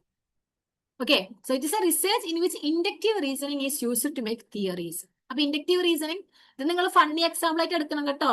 ഇത്ര പൊട്ടത്തരൊന്നും എന്തില്ല ഈ റിസർച്ചിൽ ആരും ചെയ്യില്ല. ഓക്കെ, അപ്പൊ ഇൻഡക്റ്റീവ് റീസണിങ് എന്താണ്? ഒരു സ്പെസിഫിക് ഒബ്സർവേഷനിൽ നിന്ന് ഒരു ബോർഡർ ജനറലൈസേഷനിലേക്ക് എത്തലാണ് എന്ത് ഇൻഡക്റ്റീവ് റീസണിങ്, അഥവാ പെർട്ടിക്കുലറിൽ നിന്ന് ജനറലിലേക്ക്. അപ്പൊ എപ്പോഴും എങ്ങനെയായി പഠനം നടക്കുക? ഇപ്പൊ ആ ഒരു ഏരിയയിൽ അധികം പഠനങ്ങൾ നടന്നിട്ടില്ല. അധികം പഠനം നടക്കാത്തതുകൊണ്ട് തന്നെ നമുക്ക് അധികം അറിയില്ല. അപ്പൊ അധികം അറിയാത്തതുകൊണ്ട് തന്നെ ഉള്ള കുറച്ച് സാധനത്തിൽ വെച്ച് നമ്മൾ എന്ത് ചെയ്യും? എലാബറേറ്റ് ചെയ്തിട്ട് ഒരു തിയറി അവിടെ ഉണ്ടാക്കി വെക്കും. അതാണ് എന്ത് ഇൻഡക്റ്റീവ് റിസർച്ച്. അപ്പൊ അവിടെ തിയറി ഉണ്ടായി. തിയറി ഉണ്ടായി പിന്നീട് എന്ത് ചെയ്യും? ഡിഡക്റ്റീവ് റീസർച്ച് ഉപയോഗിച്ചുകൊണ്ട് ഈ തിയറി ശരിയാണോ നോക്കും. എന്താണ് ഡിഡക്റ്റീവ് റീസണിങ്? വളരെ ജനറലിൽ നിന്ന് പർട്ടിക്കുലറിലേക്ക് എത്തും. ഇതാണെന്ത് ഡിഡക്റ്റീവ് റിസർച്ച്. കുറഞ്ഞു വരും. Okay, so it is a research in which deductive reasoning is used to verify theory of knowledge. ഇപ്പൊ ഒരു എക്സാമ്പിൾ പറയാം. എന്താ നിങ്ങൾക്ക് മനസ്സിലായോ സാധനം എന്താണ്? നമുക്ക് ആർക്കിമിഡീസിന്റെ പ്രിൻസിപ്പിൾ തന്നെ പറയാം. ആർക്കിമിഡീസിന്റെ പ്രിൻസിപ്പിൾ ഞാൻ നേരത്തെ പറഞ്ഞല്ലോ. ആർക്കിമിഡീസ് കുളിക്കുമ്പോൾ ആർക്കിമിഡീസിന്റെ വാഷ്റൂമിൽ മാത്രം ഉണ്ടായ ഒരു ഇൻസിഡന്റ് ആയിരുന്നു. ആർക്കിമിഡീസ് കുളിച്ചപ്പോൾ വെള്ളം പുറത്തേക്ക് പോയി എന്നുള്ളത്. ബാത്ത് ടബിൽ കിടന്നു. അതെന്താണ്? വളരെ പെർട്ടിക്കുലർ ആയിട്ടുള്ള ഒരു സാധനമാണ്. അയാളുടെ വീട്ടിലെ അയാളുടെ കുളിമുറിയിൽ അയാൾ കുളിക്കുമ്പോൾ ഉണ്ടായ ഒരു ഇൻസിഡന്റ്. അപ്പൊ ആ ഇൻസിഡന്റ് വെച്ച് ആർക്കിമിഡീസ് എന്തുണ്ടാക്കി? ആർക്കിമിഡീസ് ഒരു തിയറി ഉണ്ടാക്കി, അഥവാ ആർക്കിമിഡീസ് പ്രിൻസിപ്പിൾ. എന്താണ് ആർക്കിമിഡീസ് പ്രിൻസിപ്പിൾ പറയുന്നത്? ഒരു നിറഞ്ഞ സാധനമുള്ള ഒരു ബക്കറ്റ് എന്തോ ആയിക്കോട്ടെ, അതിലേക്ക് ഒരു പെർട്ടിക്കുലർ ഒബ്ജക്ട് സിങ്ക് ചെയ്യുമ്പോൾ A certain amount of particle is lost and the lost particle is equivalent to the mass of single object. അതാണ് ആർക്കിമിഡീസിന്റെ പ്രിൻസിപ്പിൾ. അപ്പൊ ഈ ആർക്കിമിഡീസ് വളരെ പെർട്ടിക്കുലർ ആയിട്ടുള്ള ഇൻസിഡന്റ് എന്നല്ല തിയറി ഉണ്ടായത്. പക്ഷെ അവിടെ എന്തുണ്ടായി? ഒരു ജനറലൈസ് ചെയ്തിട്ടുള്ള തിയറി ഉണ്ടായി. ആർക്കിമിഡീസ് ആലോചിച്ചോ ഇത് എനിക്ക് മാത്രം സംഭവിച്ചതാണോ, അല്ലെങ്കിൽ ഇത് എന്റെ വാഷ്റൂമിൽ മാത്രം സംഭവിച്ചാണോ, അല്ല പുറലോകത്ത് മൊത്തം ഞാൻ സംഭവിച്ചാണോ എന്ന് ആലോചിച്ചില്ല. ആർക്കിമിഡീസ് അവിടെ ഒരു തിയറി ഉണ്ടാക്കി. ഇനി പിൽക്കാലത്ത് എന്ത് ചെയ്യണം? ഈ തിയറി കറക്റ്റ് തന്നെയാണോ? അപ്പോ ഗോൾഡിന്റെ ഫ്ലൂയിഡ് കൊണ്ടുവന്നു, ഗോൾഡിന്റെ ഒബ്ജക്റ്റ് മുക്കി, ഒരു സർട്ടൻ എമൗണ്ട് ഓഫ് ഗോൾഡ് പുറത്തേക്ക് പോകുന്നുണ്ട്. ഈ പുറത്തു പോയ ഗോൾഡിന്റെ എമൗണ്ട് എന്നുള്ളത് ഈ നമ്മള് മുക്കി വെച്ച ഗോൾഡിന്റെ മാസിന് ഈക്വൽ ആണ്. അപ്പൊ എന്ത് ചെയ്തു? ഇത് ഡിഡക്റ്റീവ് റിസർച്ച് ആയി. ഈ തിയറിയെ പറ്റി പഠിക്കാൻ തുടങ്ങി. അപ്പൊ ജനറൽ ആയിട്ടുള്ള ഒരു തിയറി അവിടെ ഉണ്ട്, ആർക്കിമിഡീസിന്റെ പ്രിൻസിപ്പിൾ. അത് ഓരോ സ്ഥലത്തും പോയി നമ്മൾ ഓരോ ഒബ്ജക്റ്റും വെച്ച് പഠിച്ച് വരിക. അതാണ് എന്ത് ഡിഡക്റ്റീവ് റിസർച്ച്. എനിക്ക് മനസ്സിലായെന്ന് വിചാരിക്കുന്നു കേട്ടോ. ഒന്നും കൂടി നിങ്ങൾ ഇൻഡക്റ്റീവ് റീസണിങ്ങും ഡിഡക്റ്റീവ് റീസണിങ്ങും ഒക്കെ ലോജിക്കൽ റീസണിങ്ങിൽ പഠിക്കുമ്പോൾ എന്താണ് അപ്പൊ ഇത്രമാത്രം ഓർത്താൽ മതി. ഇൻഡക്റ്റീവ് റിസർച്ച് അഥവാ പർട്ടിക്കുലർ ടു ജനറൽ എപ്പോഴും ഒരു തിയറിനെ ഉണ്ടാക്കും. നാച്ചുറൽ സയൻസിന്റെ കാര്യങ്ങൾ മുഴുവൻ ഈ വഴിയിലാണ് നടക്കുന്നത്. അവരൊരു ലാബിൽ വെച്ച് പഠനമാണ് അവരെന്ത് ചെയ്തിട്ടുള്ളത്, ജനറലൈസ് ചെയ്തിട്ടുള്ളത് അല്ലെ. ഒരു ലാബിൽ വെച്ച് നടത്തിയ പഠനം. ഇപ്പോ അലക്സാണ്ടർ ഫ്ലെമിംഗ് ആർക്കും എന്തൊക്കെയോ കണ്ടുപിടിച്ചു. ഇതൊക്കെ ഇവരൊരു ലാബിൽ വെച്ച് നടത്തിയ പഠനമാണ്. ഈ ലാബിൽ വെച്ച് നടത്തുന്ന പഠനം എന്ത് ചെയ്തു, ഇവർ ജനറലൈസ് ചെയ്തു. പിൽക്കാലത്ത് എന്ത് ചെയ്തു, പല പഠനങ്ങളും ഈ തിയറി കറക്റ്റ് ആണോ വെരിഫൈ ചെയ്യാൻ വേണ്ടി നടക്കും. ആ വെരിഫൈ ചെയ്യാൻ വേണ്ടി നടക്കുന്നത് എന്താണ്, ഡിഡക്റ്റീവ് റിസർച്ച്. ഇത്ര മാത്രം നിങ്ങളുടെ take away. The main difference between inductive and deductive reasoning is that inductive reasoning aims at developing A theory. Inductive reasoning ഒരു ഡിഡക്റ്റീവ് റിസർച്ച് കേട്ടോ. ഡിഡക്റ്റീവ് റിസർച്ച് ഒരു തിയറിയെ ഉണ്ടാക്കും. ഡിഡക്റ്റീവ് റിസർച്ച് ആ തിയറിയെ ടെസ്റ്റ് ചെയ്യും. അതാണ് നിങ്ങൾ കൊണ്ടുപോകാൻ ടൈക്കുന്നത്. ഇതിനെ ഡയറക്റ്റ് ആയിട്ട് ക്വസ്റ്റ്യൻ ചോദിച്ചിട്ടുണ്ട്. നാച്ചുറൽ സയൻസിന്റെ റിസർച്ചിനെ അതിൽ ഉപയോഗിക്കുന്ന ലോജിക്കിനനുസരിച്ച് നമുക്ക് ഏത് കാറ്റഗറിയിൽ പെടുത്താൻ പറ്റും, ഡിഡക്റ്റീവ്, ഇൻഡക്റ്റീവ്, ഡിസ്ക്രിപ്റ്റീവ്, എക്സ്പെരിമെന്റൽ എന്ന്. അപ്പൊ നമുക്കൊക്കെ തോന്നുന്നു സയൻസിന്റെ റിസർച്ച് അത് എക്സ്പെരിമെന്റൽ തന്നെ. പക്ഷെ എന്തുണ്ട്, അതിനും കൂടെ സിമിലർ ലോജിക്കിനെ അനുസരിച്ച് എന്നൊരു ചോദ്യം അവിടെ ഉണ്ട്. ലോജിക്ക് അനുസരിച്ചിട്ടാണെങ്കിൽ അത് എന്തിലേ പെടുത്തുള്ളൂ, അതിൽ ഇൻഡക്റ്റീവിലെ പെടുത്തു. ഓക്കെ, തെറ്റ്. ഇനിയാണ് ക്വാണ്ടിറ്റേറ്റീവ് റിസർച്ച്. എന്താണ് ക്വാണ്ടിറ്റേറ്റീവ് റിസർച്ച്? ക്വാണ്ടിഫൈബിൾ ഡാറ്റ, ആളെന്നെ തിട്ടപ്പെടുത്താൻ പറ്റുന്ന ഒരു ഡാറ്റയൊക്കെ അതിലുണ്ട്. ഇതൊക്കെ വെച്ച് നമ്മളൊരു സ്റ്റാറ്റിസ്റ്റിക്സ് കൂട്ടലും കുറക്കലും നടക്കലൊക്കെ നടത്തിയിട്ടാണ് നമ്മൾ പഠിച്ചിട്ടുണ്ട് എന്നുണ്ടെങ്കിൽ അത് ക്വാണ്ടിറ്റേറ്റീവ് ഡാറ്റയാണ്. Height, weight, GDP, national income, ഇതിനൊക്കെ പറ്റി പഠിക്കുന്ന പഠനങ്ങൾ എന്താണ്, ക്വാണ്ടിറ്റേറ്റീവ് ആണ്. ഇനി എന്താണ് ക്വാളിറ്റേറ്റീവ്? നോൺ ന്യൂമറിക്കൽ ഡാറ്റ, ആൾക്കാരുടെ വാല്യൂസ്, ബിലീഫ്സ്, കൾച്ചർ, ട്രോമ, അങ്ങനത്തെ കാര്യങ്ങളൊക്കെ പഠിക്കുന്നത് ക്വാളിറ്റേറ്റീവ് റിസർച്ച് ആണ്. Okay, beliefs, experience, attitude, behaviour, interactions. അപ്പൊ ക്വാളിറ്റേറ്റീവ് റിസർച്ച് എന്തുണ്ടാകും, മെയിൻ ആയിട്ട് ഇൻഡക്റ്റീവ് അപ്രോച്ച് ആണ് ക്വാളിറ്റേറ്റീവ് റിസർച്ച് ഫോളോ ചെയ്യുക എന്നുള്ളത് നോക്കുക. ഓക്കെ, ക്വാണ്ടിറ്റേറ്റീവ് റിസർച്ച് കൂടുതലും, ക്വാളിറ്റേറ്റീവ് റിസർച്ച് ബേസിക്കലി ഒരു ഇൻഡക്റ്റീവ് അപ്രോച്ച് ആണ് ഫോളോ ചെയ്യുന്നത്. 4 ടൈപ്സിലുള്ള മെത്തേഡ്സ് ഉണ്ട് ക്വാളിറ്റേറ്റീവ് റിസർച്ച്. ഒന്ന് നെറേറ്റീവ് അപ്രോച്ച് ആണ്. എന്താണ് നെറേറ്റീവ്? കണ്ട കാര്യം എന്താണോ അതിന് നെറേഷൻ ചെയ്യാം. അപ്പോൾ ആ ഒരു എക്സ്പീരിയൻസ് നടന്നു, കേരള ഫ്ലഡ് നടന്നു 2018. അപ്പൊ ആ ഒരു ഫ്ലഡിലൊക്കെ പങ്കെടുത്ത അല്ലെങ്കിൽ അതിന്റെ റെസ്ക്യൂ ഓപ്പറേഷന്റെ ഭാഗമായിട്ടുള്ള ഒരു മത്സ്യത്തൊഴിലാളിയോട് ഞാൻ പോകുന്നു, ഇൻസിഡന്റ് ഒക്കെ അയാളുടെ നെറേറ്റ് ചെയ്യിക്കുന്നു, അത് അതുപോലെ ഞാൻ എഴുതുന്നു. അതൊരു ക്വാളിറ്റേറ്റീവ് റിസർച്ച് ആണ്. നെക്സ്റ്റ് ആണ് ഫിനോമിനോളജി. ഫിനോമിനോളജി എന്നുള്ളത് ആ ഒരു ഫിനോമിനൻ ഡയറക്റ്റ് ആയിട്ട് എക്സ്പീരിയൻസ് ചെയ്തിട്ടുള്ള ഒരാളുടെ ഒരു എക്സ്പീരിയൻസ് പറ്റി പഠിക്കാം. അതാണ് ഫിനോമിനോളജി. അതും ക്വാളിറ്റേറ്റീവ് റിസർച്ച് ആണ്. ഇവിടെ നിന്ന് നമുക്ക് കിട്ടുന്ന ഡാറ്റ എന്നുള്ളത് നമുക്ക് മെഷർ ചെയ്യാൻ പറ്റുന്ന ഡാറ്റ ഒന്നും ആയിരിക്കില്ല, അയാളുടെ എക്സ്പീരിയൻസ് ആയിരിക്കും. ഒരു ക്വാളിറ്റേറ്റീവ്, ഒരു സബ്ജക്റ്റീവ് ആൻസർ ആയിരിക്കും നമുക്ക് ലഭിക്കും. നെക്സ്റ്റ് ആണ് എത്തനോഗ്രഫി. എന്താണ് എത്തനോഗ്രഫി? ഇത് കൂടുതലും ഒരു പ്രിമിറ്റീവ് സൊസൈറ്റിയുടെ അല്ലെങ്കിൽ ആദിവാസി ട്രൈബൽ ഗ്രൂപ്പ്സ് ഒക്കെ പോലെ വളരെ പ്രിമിറ്റീവ് ആയിട്ടുള്ള ലൈഫ് ലീഡ് ചെയ്യുന്ന ഒരു സൊസൈറ്റിയുടെ കൾച്ചറിനെ പറ്റി പഠിക്കാനാണ് നമ്മൾ എത്തനോഗ്രഫി യൂസ് ചെയ്യാറുള്ളത്. അപ്പൊ എത്തനോഗ്രഫിയിൽ എന്ത് ചെയ്യും, നമ്മൾ ഒരു 3-4 മാസമൊക്കെ അവരുടെ കൂടെ പോയി സ്റ്റേ ചെയ്ത് എങ്ങനെയാണ് അവരുടെ സബ്സിസ്റ്റൻസ് മെക്കാനിസം എന്തൊക്കെയാണ്, ഏതൊക്കെയാണ് അവിടെ തൊഴിൽ, അവിടെ എന്തൊക്കെ നടക്കുന്നുണ്ട്, എഡ്യൂക്കേറ്റിംഗ് നടത്തുന്നുണ്ടോ ഇല്ലയോ, കൾച്ചർ, അവിടെ മാരേജ് സെറമണി എങ്ങനെയാണ്, മരണം നടന്നു കഴിഞ്ഞാൽ അവിടെ റിച്വൽ എങ്ങനെയാണ്, എന്താണ് ഡെഡ് ബോഡി അവര് എന്താണ് കുഴിച്ചുടിയാണോ കത്തിക്കുകയാണോ, അങ്ങനെ നല്ല കാര്യങ്ങളുണ്ടാവും കൾച്ചറായിട്ട് ബന്ധപ്പെട്ട. ആ സാധനം ഒരു റിയൽ ലൈഫ് എനിമിയാണ്, അവരുടെ കൂടെ പോയി നിന്നുകൊണ്ട് തന്നെ പഠിക്കലാണ് എത്തനോഗ്രഫി. ഓക്കെ, അപ്പൊ ആ ഒരു സ്പെസിഫിക് കമ്മ്യൂണിറ്റിയുടെ കൂടെ ജീവിച്ചുകൊണ്ട് പഠിക്കും. Next case study. Case study എന്നുള്ളത് ഒരു പെർട്ടിക്കുലർ ഇൻസിഡന്റിനെ പറ്റി പഠിക്കുന്നത്, ഒരു ഗ്രൂപ്പോ ഒരു പ്ലേസിനെ ഒരു ഇവന്റിനെ ഒക്കെ പറ്റി പഠിക്കണതാണ് കേസ് സ്റ്റഡി. ഇനി റിസർച്ചിന് തന്നെ 2 അപ്രോച്ച് ഉണ്ട്. ഒന്ന് പെർട്ടിക്കുലറിസ്റ്റിക് അപ്രോച്ചും 2 യൂണിവേഴ്സലിസ്റ്റിക് അപ്രോച്ചും. 2025 ക്വസ്റ്റ്യൻ പേപ്പറിലോ അല്ലെങ്കിൽ 24 ഡിസംബറിലെ ക്വസ്റ്റ്യൻ പേപ്പറിലോ ഇത് ചോദിച്ചിട്ടുണ്ട്. എന്താണ് പെർട്ടിക്കുലറിസ്റ്റിക്? ടേം പറയുന്ന പോലെ തന്നെ ഒരു സ്പെസിഫിക് ടൈമിൽ ഒരു സ്പെസിഫിക് പ്ലേസിൽ നടന്ന ഒരു സ്പെസിഫിക് ഇൻസിഡന്റിനെ പറ്റി പഠിക്കണം. അതിന്റെ ജനറൽ ക്വസ്റ്റ്യൻസിനെ പറ്റി ബോധർ ചെയ്യുന്നില്ല. ഫോർ ആൻ എക്സാമ്പിൾ, ഇന്ത്യ എന്നുള്ള ഈ ഒരു വലിയൊരു രാജ്യം മുഴുവൻ ഡിമോണിറ്റൈസേഷൻ വന്നു. അതിൻ്റെതായിട്ടുള്ള എഫക്റ്റ് ഇന്ത്യയിൽ മുഴുവൻ ആ സമയത്ത് ഉണ്ടായി. ഓക്കെ, ഞാൻ പഠിക്കുന്നു the effect of demonetisation in the എന്റെ പഞ്ചായത്ത്, ചപ്പാരപ്പട് പഞ്ചായത്ത് കേട്ടോ, ഏതെങ്കിലും ഒരു പഞ്ചായത്ത്, വളരെ സ്പെസിഫിക് ആയിട്ടുള്ള പ്ലേസ്. ചപ്പാരപ്പട് പഞ്ചായത്തിലെ വിമൻ എന്നുള്ള വിമൻ വർക്കിംഗ് ക്ലാസ്സിനെ അതെങ്ങനെ സ്വാധീനിച്ചു. ഇത് വളരെ പർട്ടിക്കുലർ ആണ്. ഞാൻ പഠിച്ചത് ഡിമോണിറ്റൈസേഷൻ എഫക്റ്റ് ആണ്, പക്ഷെ അത് എവിടെയാണ് പഠിച്ചത്, ഏറ്റവും ചെറിയ ഏരിയയിൽ വിമൻ എന്നുള്ള ഒരു വർക്കിംഗ് ക്ലാസ്സിനെ എങ്ങനെ സ്വാധീനിച്ചു. അത് പർട്ടിക്കുലറിസ്റ്റിക് അപ്രോച്ച് ആണ്. എന്താണ് അതിന്റെ യൂണിവേഴ്സലിസ്റ്റിക് അപ്രോച്ച് പഠിക്കുകയാണെങ്കിൽ effect of demonetisation in India, ഇന്ത്യയിലെ മുഴുവൻ എങ്ങനെയൊക്കെയാണ് അത് പറ്റിയിട്ടുള്ളത്. ആ രീതിയിൽ പഠിക്കുമ്പോൾ അത് യൂണിവേഴ്സലിസ്റ്റിക് അപ്രോച്ച് ആണ്. രണ്ടും തമ്മിലുള്ള വ്യത്യാസം മനസ്സിലായി നിൽക്കുന്നു. യൂണിവേഴ്സലിസ്റ്റിക് അപ്രോച്ച് എന്ത് ചെയ്യുന്നുണ്ട്, വേരിയസ് സിറ്റുവേഷനെ പറ്റി ബ്രോഡ്ലി പഠിക്കുന്നുണ്ട്. ഇവിടെ ഒരു സിറ്റുവേഷനെ പറ്റിയിട്ട് ഒരു സമയം ഒരു വളരെ സ്പെസിഫിക് ആയിട്ടുള്ള എൻവയോൺമെന്റിൽ പഠിക്കുന്നതാണ് പെർട്ടിക്കുലറിസ്റ്റിക്. ഇനി സ്റ്റെപ്സ് ഇൻ റിസർച്ച്. ആദ്യം ഒരു റിസർച്ച് പ്രോബ്ലം നമ്മൾ ഐഡന്റിഫൈ ചെയ്യണം. അതിന് അർത്ഥത്തിലുള്ള പഠനങ്ങൾ എക്സിസ്റ്റിംഗ് ലിറ്ററേച്ചർ റിവ്യൂ ചെയ്യണം, ഹൈപ്പോതീസിസ് ഉണ്ടാക്കണം, റിസർച്ച് ഡിസൈൻ ഉണ്ടാക്കണം. റിസർച്ച് ഡിസൈൻ മീൻസ് നിങ്ങളിപ്പോ നെറ്റ് എക്സാമിന് പഠിക്കുന്നുണ്ട് അല്ലേ? ഈ നെറ്റ് എക്സാമിന് പഠിക്കുമ്പോൾ നിങ്ങൾ ഇങ്ങനെ തോന്നിയ പോലെ പഠിക്കലാണെന്നുണ്ടെങ്കിൽ you are not in a right way. നമ്മൾ എന്തുണ്ടാക്കണം, ഒരു പ്ലാനൊക്കെ ഉണ്ടാക്കി ആ പ്ലാനിനനുസരിച്ചൊക്കെ പോകണം. അപ്പൊ റിസർച്ചിനും എന്തുണ്ടാവും, ഒരു പ്ലാൻ ഉണ്ടാവും. അതാണ് റിസർച്ച് ഡിസൈൻ. ഞാൻ ഇന്ന ടൂൾസ് ഉപയോഗിച്ചുകൊണ്ട് ഡാറ്റ കളക്ഷൻ നടത്തും. എന്റെ സാമ്പിളിംഗ് മെത്തേഡ് ഇന്നതായിരിക്കും. എന്റെ സാമ്പിൾസിൽ ഞാൻ സെലക്ട് ചെയ്യാൻ പോകുന്നത് ഇന്ന ഏരിയയിലാണ്. ഇതൊക്കെ ഓൾറെഡി പ്രിപ്പയർ ചെയ്യുന്ന ആ ഒരു മെക്കാനിസത്തിനെയാണ് റിസർച്ച് ഡിസൈൻ എന്ന് പറയുന്നത്. ഓക്കെ. ഇനി sample design, data collection, data collect ചെയ്യുക, ഡാറ്റ അനലൈസ് ചെയ്യുക, ഹൈപ്പോത്തിസിസ് ടെസ്റ്റ് ചെയ്യുക, generalisation and interpretation, report of the research work. 1 മണിക്കൂറായില്ലേ? ഇപ്പൊ സാമ്പിളിംഗ് മെത്തേഡ്, ഇതിൽ നമുക്ക് ഇമ്പോർട്ടന്റ് ആയിട്ട് പഠിക്കാനുള്ളത് സാമ്പിളിംഗ് മെത്തേഡ്സ് ആണ്. സാമ്പിളിങ്ങിനെ 2 തരത്തിൽ നമുക്ക് സാമ്പിൾ ചെയ്യും. പ്രോബബിലിറ്റി സാമ്പിളിംഗും ഉണ്ട്, നോൺ പ്രോബബിലിറ്റി സാമ്പിളിംഗും ഉണ്ട്. ഓക്കെ. അപ്പൊ ടൈം കൂടിയ പ്രശ്നമില്ലല്ലോ?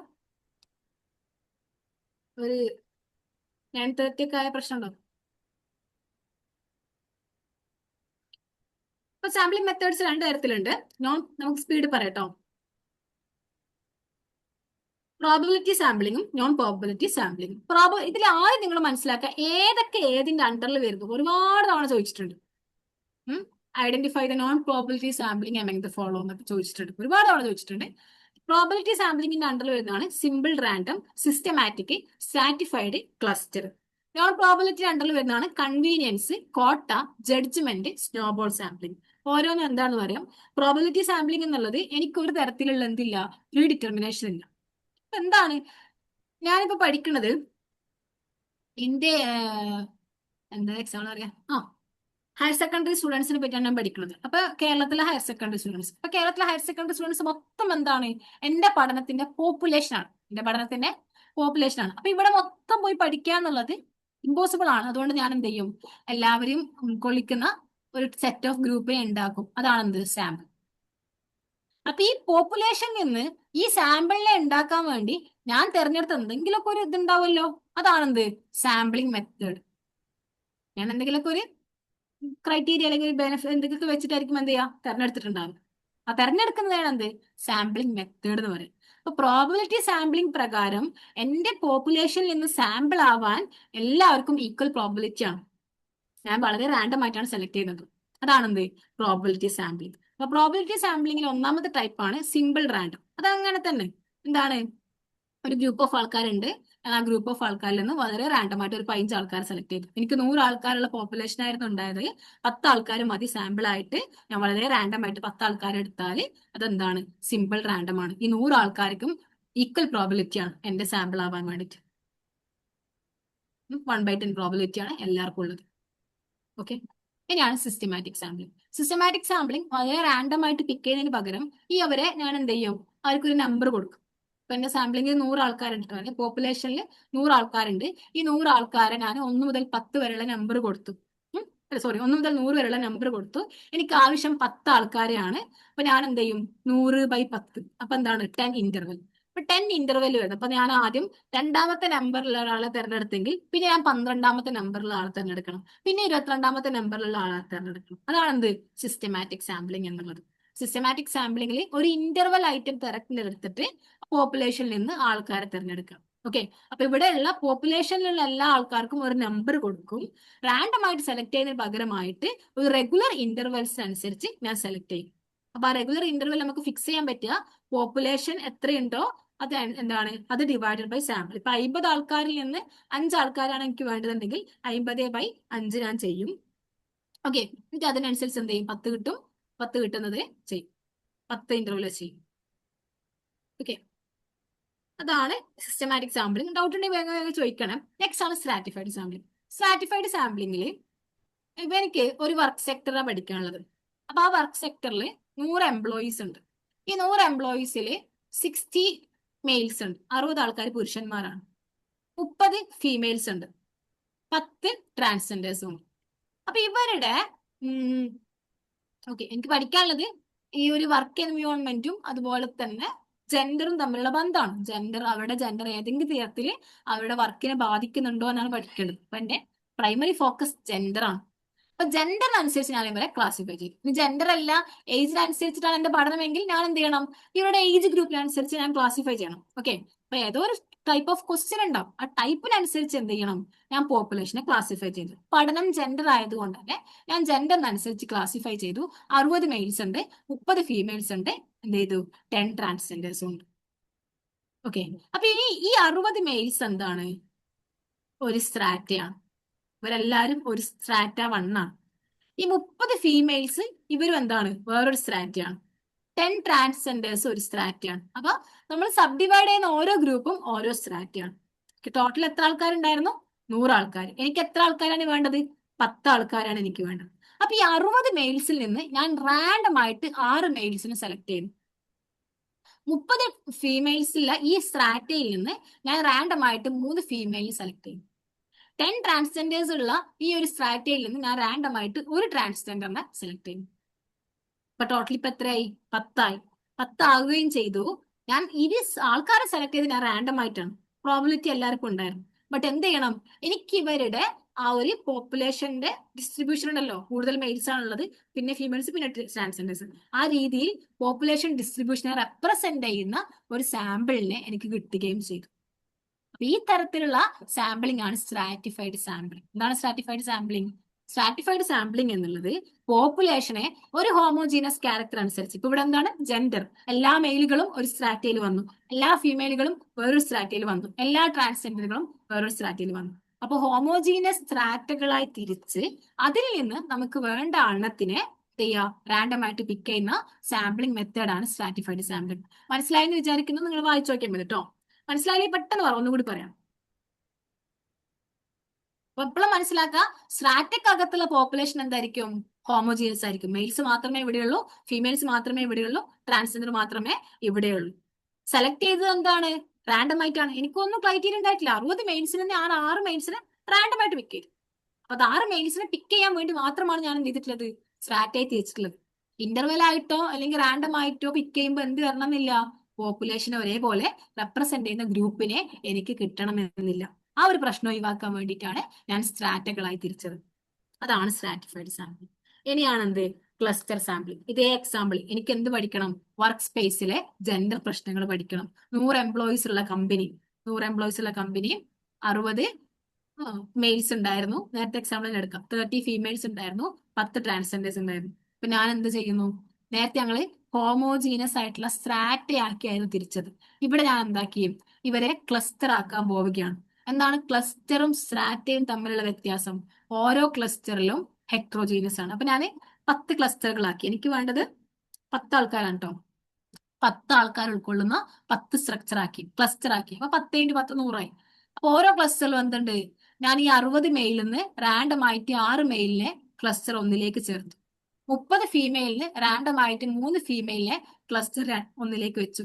10 ട്രാൻസ്ജെൻഡറിൽ നിന്ന് ഒരു ട്രാൻസ്ജെൻഡറെയും ക്ലസ്റ്റർ ഒന്നിലേക്ക് വെച്ചു. ഇപ്പൊ ക്ലസ്റ്റർ 1 കംപ്ലീറ്റ് ആയി, 10 ആൾക്കാർ. ഇതേപോലെ ക്ലസ്റ്റർ 2ലേക്ക് ഞാൻ വെച്ചു, ക്ലസ്റ്റർ 3ലേക്കും വെച്ചു. അപ്പൊ എനിക്ക് എന്ത് കിട്ടി, എന്റെ സാമ്പിളുമായിട്ട് മാച്ച് ചെയ്യുന്ന 10 ക്ലസ്റ്ററുകൾ ഉണ്ട്. ഇതിൽ നിന്ന് വളരെ റാൻഡം ആയിട്ട് ഞാൻ ക്ലസ്റ്റർ 3 പിക്ക് ചെയ്തു.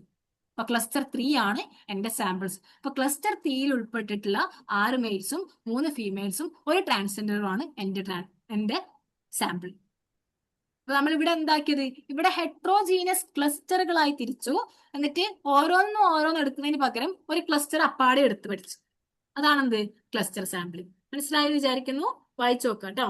അപ്പൊ എപ്പോഴും മനസ്സിലാക്കുക, പോപ്പുലേഷൻ വിതിൻ ദ ക്ലസ്റ്ററിന്റെ അകത്തുള്ള പോപ്പുലേഷൻ എന്താണ്, ഹെട്രോജീനസ് ആണ്. ബട്ട് ക്ലസ്റ്ററുകൾ തമ്മിൽ എന്താണ്, ഹോമോജീനസ് ആണ്. ക്ലസ്റ്റർ 1 എങ്ങനെയാണോ അങ്ങനെ തന്നെയാണ് ക്ലസ്റ്റർ 2 ഉണ്ടാവുക, ക്ലസ്റ്റർ 3 ഉണ്ടാവുക.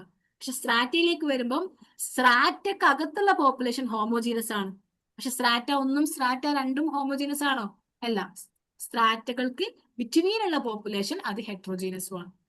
Hope it is clear. അല്ല അതർവൈസ് വേറെ ചോദിക്കട്ടോ, സമയമില്ല. ക്ലിയർ ആണെങ്കിൽ ക്ലിയർ ആണെന്ന് പറഞ്ഞാൽ നമുക്ക് മുന്നോട്ട് പോവുകയും. സ്ട്രാറ്റിഫൈഡും ക്ലസ്റ്ററും ക്ലിയർ ആണോ? ഓക്കെ. ക്ലിയർ ആവാത്ത ആരെങ്കിലൊക്കെ ഉണ്ടെങ്കിൽ ചോദിക്കണേ.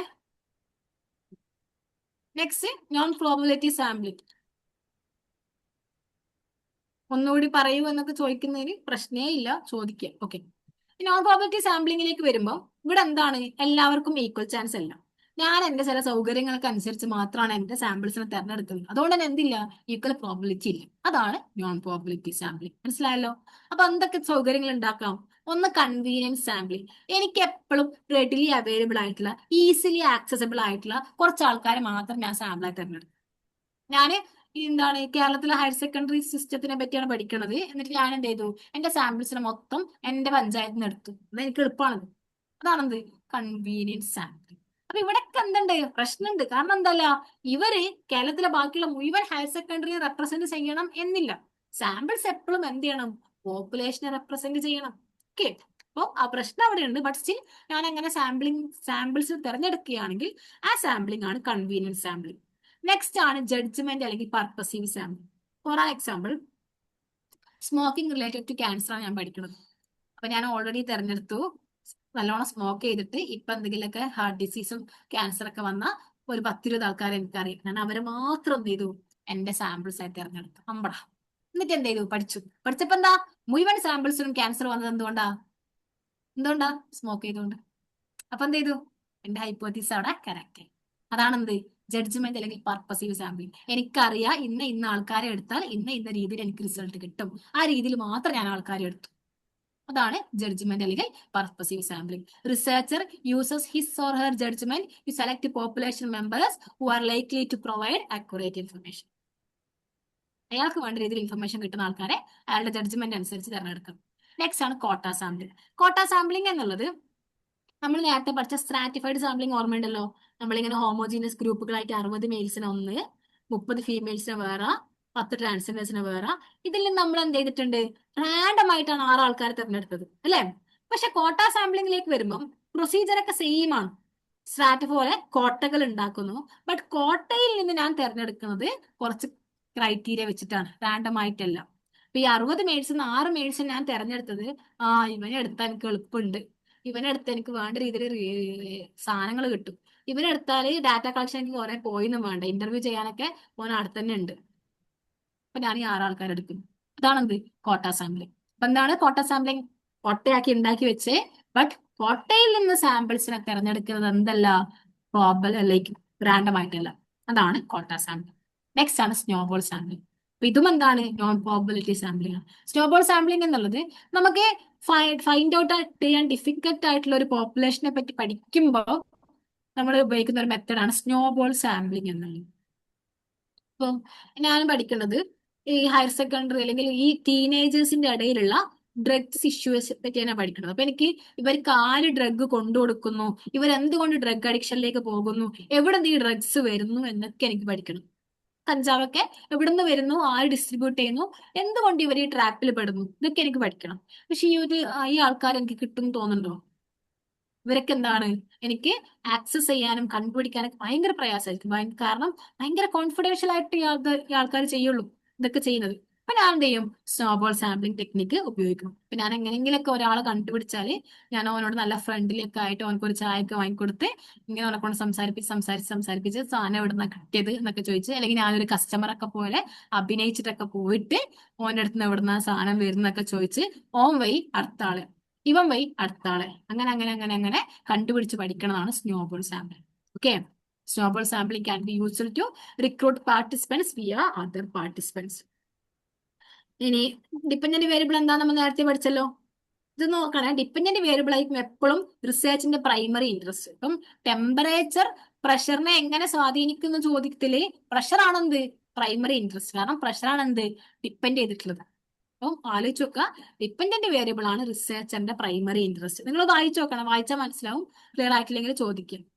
നെക്സ്റ്റ്, ടൈം ആയതുകൊണ്ടാണ്. ഇൻഡിപെൻഡന്റ് വേരിയബിൾ എന്താണ്, നമ്മൾ മാനിപ്പുലേറ്റ് ചെയ്യുന്ന വേരിയബിൾ. പ്രഷറിന്റെയും ടെമ്പറേച്ചറിന്റെയും കേസിൽ ടെമ്പറേച്ചർ ആയിരുന്നു എന്ത്, ഇൻഡിപെൻഡന്റ് വേരിയബിൾ, നമുക്ക് മാനിപ്പുലേറ്റ് ചെയ്യാൻ പറ്റുന്ന വേരിയബിൾ.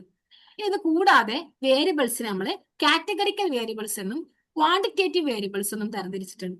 ഇപ്പൊ എന്താണ് categorical variables? Categorical variables gender categorical variables ആണ്. നമുക്ക് അതിനെ കാറ്റഗറി ആയിട്ട് തിരിക്കാൻ പറ്റും. പക്ഷെ ഹൈറ്റ്, വെയിറ്റ് ഇത് ക്വാണ്ടിറ്റേറ്റീവ് വേരിയബിൾസ് ആണ്. നമുക്കതിനെ ക്വാണ്ടിറ്റി പറയാൻ പറ്റും. അതാണ് ക്വാണ്ടിറ്റേറ്റീവ് വേരിയബിൾസും കാറ്റഗറിക്കൽ വേരിയബിൾസും. ഇത് കൂടാതെ ഇന്റർവീനിങ് വേരിയബിൾസ് എന്ന ടേം ഉണ്ട്. ഇത് ശ്രദ്ധിച്ചിരിക്കണേ. ഇന്റർവീനിങ് വേരിയബിൾസ് എന്നുള്ളത് ഇതിനെ മീഡിയേറ്റർ വേരിയബിൾസ് എന്ന് നമുക്ക് വിളിക്കാം. അപ്പൊ എപ്പോഴും നമ്മുടെ പഠനം ഒരു ഇൻഡിപെൻഡന്റ് വേരിയബിളും ഒരു ഡിപെൻഡന്റ് വേരിയബിളും തമ്മിലായിരിക്കും. ഒന്നോ ഒന്നിൽ കൂടുതലോ, ഏറ്റവും ബേസിക് ആയിട്ട് ഒന്നോ ഒന്ന്. അപ്പൊ ഈ ഇൻഡിപെൻഡന്റ് വേരിയബിളിൽ ഉണ്ടാകുന്ന മാറ്റത്തിനനുസരിച്ച് ഡിപെൻഡന്റ് വേരിയബിൾ ഏതൊക്കെ രീതിയിൽ മാറുന്നുണ്ട് എന്നുള്ളതാണ് നമ്മൾ പഠിക്കുന്നത്, അല്ലെ? അപ്പൊ ഇത് ശരിക്കും ഈ ഇൻഡിപെൻഡന്റ് വേരിയബിളിന്റെ മാറ്റത്തിനനുസരിച്ച് ഡിപെൻഡന്റ് വേരിയബിൾ മാറുന്നതിൽ ചില ആൾക്കാർക്ക് ഒരു റോൾ ഉണ്ട്. അവരാണ് ഈ മീഡിയേറ്റർ വേരിയബിൾ അല്ലെങ്കിൽ ഇന്റർവീനിങ് വേരിയബിൾ എന്നുള്ളത്. അപ്പൊ പ്രഷറും ടെമ്പറേച്ചറൊക്കെ തമ്മിലുള്ള ബന്ധത്തിൽ ഹ്യൂമിഡിറ്റിക്കും എയറിനൊക്കെ എന്തുണ്ട്, ഒരു റോൾ ഉണ്ട്. അപ്പൊ അവരൊക്കെ എന്താണ്, മീഡിയേറ്റർ വേരിയബിൾസ് ആണ്. സ്മോക്കിങ്ങും ക്യാൻസറും തമ്മിൽ അതെന്ത് ചെയ്യും? സ്മോക്കിംഗ് ശ്വാസകോശത്തെ തകർക്കും, ശ്വാസകോശം ഉണ്ടാകുന്ന പ്രശ്നങ്ങളെ ക്യാൻസറിലേക്ക് എത്തിക്കും. അതാണ് ഇപ്പൊ അവിടെ ലങ് ഇഷ്യൂ ആണ് അല്ലെങ്കിൽ ടിഷ്യൂ ഡാമേജ് ആണ് എന്ത് വരിക, ഇന്റർവീനിങ് വേരിയബിൾ വരിക.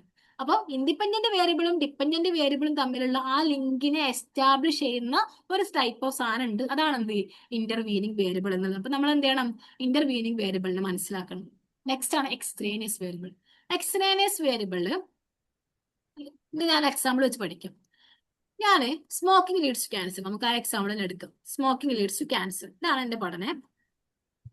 അപ്പൊ ഞാൻ പഠിച്ചു, ഞാനൊരു 200 ആൾക്കാർ, ഒരു ലൊക്കാലിറ്റിയിൽ കുറെ ആൾക്കാർക്ക് ക്യാൻസർ. ഞാൻ എന്ത് ചെയ്തു, അതിലൊരു 20 ആൾക്കാരെ ഞാൻ എടുത്തു. 20 ആൾക്കാർ ഞാൻ പഠിച്ചു. 20 ആൾക്കാർ സ്മോക്ക് ചെയ്തിട്ടേ ഇല്ല. ലൈഫിൽ ഇന്നേ വരെ അവർ സ്മോക്ക് ചെയ്തിട്ടില്ല. പക്ഷെ അവർക്കൊക്കെ എന്തുണ്ട്, ക്യാൻസർ ഉണ്ട്. അപ്പൊ ഞാൻ എന്റെ കൺക്ലൂഷൻ എഴുതി, 20 ആൾക്കാരും എന്ത് ചെയ്തിട്ടില്ല, സ്മോക്ക് ചെയ്തിട്ടില്ല. അപ്പോ സ്മോക്ക് ചെയ്യുന്നവർക്ക് ധൈര്യമായിട്ട് സ്മോക്ക് ചെയ്യാം, കാരണം സ്മോക്കിംഗ് അല്ല ക്യാൻസർ ഉണ്ടാക്കുന്നത്.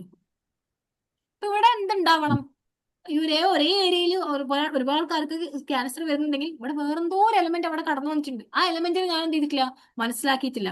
ആ എലമെന്റിന് മനസ്സിലാക്കാതെ ഞാൻ പഠിച്ചു, എന്റെ കൺക്ലൂഷൻ എഴുതി, സ്മോക്ക് ചെയ്യേണ്ടവർക്കൊക്കെ ധൈര്യമായിട്ട് സ്മോക്ക് ചെയ്തോളൂ, സ്മോക്ക് ചെയ്താല് ക്യാൻസർ ഒന്നും വരുന്നില്ല എന്നുള്ളത്. കാരണം 20 ആൾക്കാർക്ക് ക്യാൻസർ വന്നത് സ്മോക്കിംഗ് കൂടെ അല്ല. അപ്പൊ എന്റെ സ്റ്റഡി റിസൾട്ട് മൊത്തം തെറ്റിയിട്ടുണ്ട്. അപ്പൊ ഇവിടെ എന്തുണ്ടാവണം, ഒരു എക്സ്ട്രേനിയസ് വേരിയബിൾ ഉണ്ടാവണം. ഞാൻ കാണാതെ പോയ, ഞാൻ ശ്രദ്ധിക്കാതെ പോയ, പക്ഷെ എന്റെ പഠനത്തിനെ എന്താണ് ഭയങ്കരമായിട്ട് പൊട്ടൻഷ്യലി സ്വാധീനിക്കാൻ കഴിവുള്ള ഒരു വേരിയബിൾ ഉണ്ടാവും, ഒരു മറഞ്ഞിരിക്കുന്ന വേരിയബിൾ ഉണ്ടാവും. അതാണ് എക്സ്ട്രേനിയസ് വേരിയബിൾ. ഈ എക്സ്ട്രേനിയസ് വേരിയബിൾസിനെ നമ്മൾ മനസ്സിലാക്കി കൺട്രോൾ ചെയ്തിട്ടില്ല എന്നുണ്ടെങ്കിൽ നമ്മുടെ പഠനം മുഴുവൻ എന്താവും, പൊട്ടത്തെറ്റായിട്ട് മാറും. നമ്മള് ഇൻഡിപെൻഡന്റ് വേരിയബിളും ഡിപെൻഡന്റ് വേരിയബിളും തമ്മിലുള്ള റിലേഷൻഷിപ്പ് എസ്റ്റാബ്ലിഷ് ചെയ്തിട്ട് തെറ്റായിട്ട് മാറും. ഇപ്പൊ ഇവിടെ എന്തായിരിക്കും ഉണ്ടാവുക, ഇവിടെ ഒരു ഫാക്ടറി ഉണ്ടായിരുന്നു. ആ ഫാക്ടറിയിൽ നിന്ന് വരുന്ന നിരന്തരമായിട്ടുള്ള സ്മോക്ക് ഇവർ ശ്വസിച്ചിട്ടുണ്ട്. അപ്പൊ അത് അവരുടെ ടിഷ്യൂ ഡാമേജ് ആക്കിയിട്ടുണ്ട്. ഈ ടിഷ്യൂ ഡാമേജ് ആണ് അവർക്ക് ക്യാൻസറിലേക്ക് എത്തിച്ചിട്ടുള്ളത്. ഓക്കെ. അപ്പൊ ഇവിടെ ഒരു ഫാക്ടറി ഉണ്ട് എന്നുള്ളതും ഫാക്ടറിയിൽ നിന്ന് കണ്ടിന്യൂസ് ആയിട്ട് ഹാംഫുൾ ആയിട്ടുള്ള പുക വരുന്നു എന്നുള്ളതും എക്സ്ട്രേനിയസ് ആണ്, എന്റെ ശരീരത്തിന്റെ പുറത്ത് നിൽക്കുന്നതാണ്. പക്ഷെ പുറത്ത് നിൽക്കുന്ന ഫാക്ടറി ഞാൻ എന്താക്കണം, മനസ്സിലാക്കണം. അതാണ് എക്സ്ട്രേനിയസ് വേരിയബിൾ. അപ്പൊ മനസ്സിലാക്കിയിട്ടില്ല എന്നുണ്ടെങ്കിൽ നമ്മുടെ സ്റ്റഡിയെ പൊട്ടൻഷ്യലി അഫക്ട് ചെയ്തിട്ട് നമുക്ക് ഇന്നക്യുറേറ്റ് കൺക്ലൂഷനിലേക്ക് എത്തിക്കാൻ മാത്രം പ്രശ്നകരമായിട്ടുള്ള ഒരു സാധനമാണ് എക്സ്ട്രേനിയസ് വേരിയബിൾ എന്നുള്ളത്. മനസ്സിലായെന്ന് വിചാരിക്കുന്നു. ഇനിയാണ് മെഷർമെന്റ് ഓഫ് വേരിയബിൾസ്. നിരന്തരം ക്വസ്റ്റ്യൻ വരുന്ന ഏരിയ ആണ് മെഷർമെന്റ് ഓഫ് വേരിയബിൾസ്. നിങ്ങൾ ക്വസ്റ്റ്യൻ പേപ്പർ നോക്കുകയാണെങ്കിൽ ഒരുപാട് കാണും. അപ്പൊ നമ്മൾ വേരിയബിൾസിനെ 4 തരത്തിൽ ക്ലാസിഫൈ ചെയ്തിട്ടുണ്ട്. ഒന്ന് നോമിനൽ സ്കെയില്, 2 ഓർഡിനൽ അല്ലെങ്കിൽ റാങ്കിങ്. മെഷർമെന്റിന്റെ വേരിയബിൾസിന് കേട്ടോ, വേരിയബിൾസിന്റെ മെഷർമെന്റിന് 4 രീതിയിലാണ് നമ്മൾ ചെയ്യുന്നത്. ഒന്ന് നോമിനൽ സ്കെയില്, സ്ലോ ആയിട്ട് തന്നെ പറയാം അല്ലെ. ഒന്ന് നോമിനൽ സ്കെയില്, മറ്റൊന്ന് ഓർഡിനൽ അല്ലെങ്കിൽ റാങ്കിങ് സ്കെയില്, മൂന്നാമത്തത് ഇന്റർവൽ സ്കെയില്, നാലാമത്തത് റേഷ്യോ സ്കെയിൽ. ഇത് ആദ്യം പഠിച്ചു വെക്കണം, ഓർഡറാണ്. ഇത് ഓർഡറിൽ തന്നെയാണുള്ളത്. നോയർ എന്നൊക്കെ പഠിക്കാം. ഇതേ ഓർഡറിൽ വരും കേട്ടോ. Nominal, ordinal, interval, ratio. ഏറ്റവും ലീസ്റ്റ് ആണ് നോമിനൽ, ഹയസ്റ്റ് സ്കെയിലാണ് റേഷ്യോ. എങ്ങനെയാണ് നോമിനലും ഇതൊക്കെ മനസ്സിലാക്കുന്നത്? നോമിനൽ സ്കെയിൽ പ്രകാരം നമുക്കൊരു വേരിയബിളിനെ ക്ലാസിഫൈ ചെയ്യാൻ പറ്റും. ഫോർ എക്സാമ്പിൾ, ക്ലാസിഫിക്കേഷൻ മാത്രമേ അവിടെ നടക്കുന്നുള്ളൂ. ഈ ക്ലാസിഫിക്കേഷൻ അവരുടെ പദവിക്ക് അനുസരിച്ചോ അവരുടെ റാങ്കിങ്ങിനനുസരിച്ചോ ഒന്നുമല്ല, വെറുതെ ക്ലാസിഫിക്കേഷൻ ചെയ്യാൻ പറ്റും. അപ്പൊ എനിക്ക് ഒരുപാട് ആൾക്കാരുണ്ടാവും, എനിക്ക് ഒരുപാട് വേരിയബിൾസ് ഉണ്ടാവും. ഈ വേരിയബിൾസിനെ ക്ലാസിഫൈ ചെയ്യാൻ വേണ്ടി മാത്രം നമ്മൾ ഉപയോഗിക്കുന്ന ഒരു സ്കെയിലാണ് nominal scale. For example, roll number. നമുക്കൊക്കെ സ്കൂളുകളിൽ എന്തുണ്ടായിട്ടുണ്ട്, റോൾ നമ്പർ ഉണ്ടായിട്ടുണ്ടല്ലോ. ആ റോൾ നമ്പർ എന്തിനാണ് ഉണ്ടായത്? നമ്മളെ ഒന്ന് ക്ലാസിഫൈ ചെയ്യണം, ക്ലാസ്സിനെ ഒന്ന് ക്ലാസിഫൈ ചെയ്യും അല്ലെ, ഒന്ന് എല്ലാവർക്കും ഓരോ ഐഡന്റി ഇത് ഉണ്ടാക്കാൻ എന്ന് കരുതി റോൾ നമ്പർ ഒന്നുള്ളവൻ ഒന്നാം റാങ്ക് കാരണം റോൾ നമ്പർ 50 ഉള്ളവൻ ഏറ്റവും മോശമാണെന്ന് അർത്ഥമുണ്ടോ? അർത്ഥമില്ല. അങ്ങനത്തെ സ്കെയിലാണ് നോമിനൽ സ്കെയിൽ. ആ നോമിനൽ സ്കെയിൽ പ്രകാരം ക്ലാസിഫിക്കേഷൻ മാത്രമേ നടക്കുന്നുള്ളൂ, അവരുടെ ഓർഡറിനെയോ ഒന്നും എന്ത് ചെയ്യുന്നില്ല, അത് പറയുന്നില്ല. നെക്സ്റ്റ് ആണ് ഓർഡിനൽ സ്കെയിൽ. ആരുടെ ഡൗട്ട് എന്ന് ചോദിച്ചിട്ടുണ്ടോ?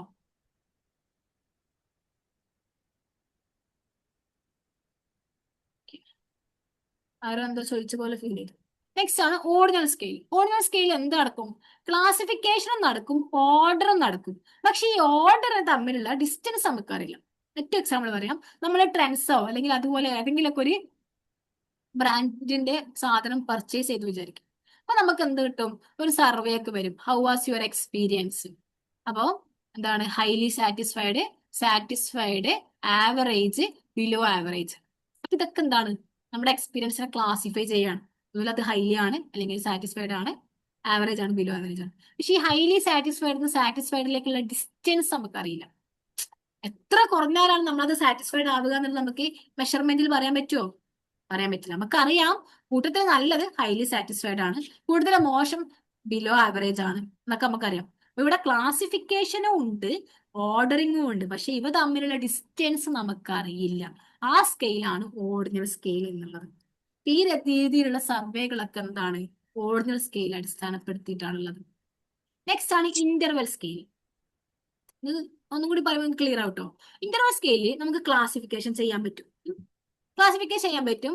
ഓർഡർ, ക്ലാസിഫിക്കേഷന്റെ ഓർഡർ, അപ്പൊ ഒന്നാമതാണ് ഇതിനേക്കാളും ഹൈ അല്ലെങ്കിൽ ലോ എന്ന് നമുക്ക് പറയാൻ പറ്റും. ഇതിന്റെ ഡിസ്റ്റൻസ് നമുക്ക് അക്യുറേറ്റ് ആയിട്ട് അറിയാം. ഇന്നാണ് ഓരോ തമ്മിലുള്ള ഡിസ്റ്റൻസ് എന്ന് പറയും. ഇവിടെ ഒരു ആർബിട്രറി സീറോ ഉണ്ട്, ഇവിടെ ഒരു ആർബിട്രറി സീറോ ഉണ്ട്. ഏത് സ്കെയിലാണ്? Interval scale. For an example temperature. ഞാൻ പറഞ്ഞുതരാം. ടെമ്പറേച്ചർ ഇപ്പൊ ഞാൻ സെൽഷ്യസ് സ്കെയിൽ മെഷർ ചെയ്തു.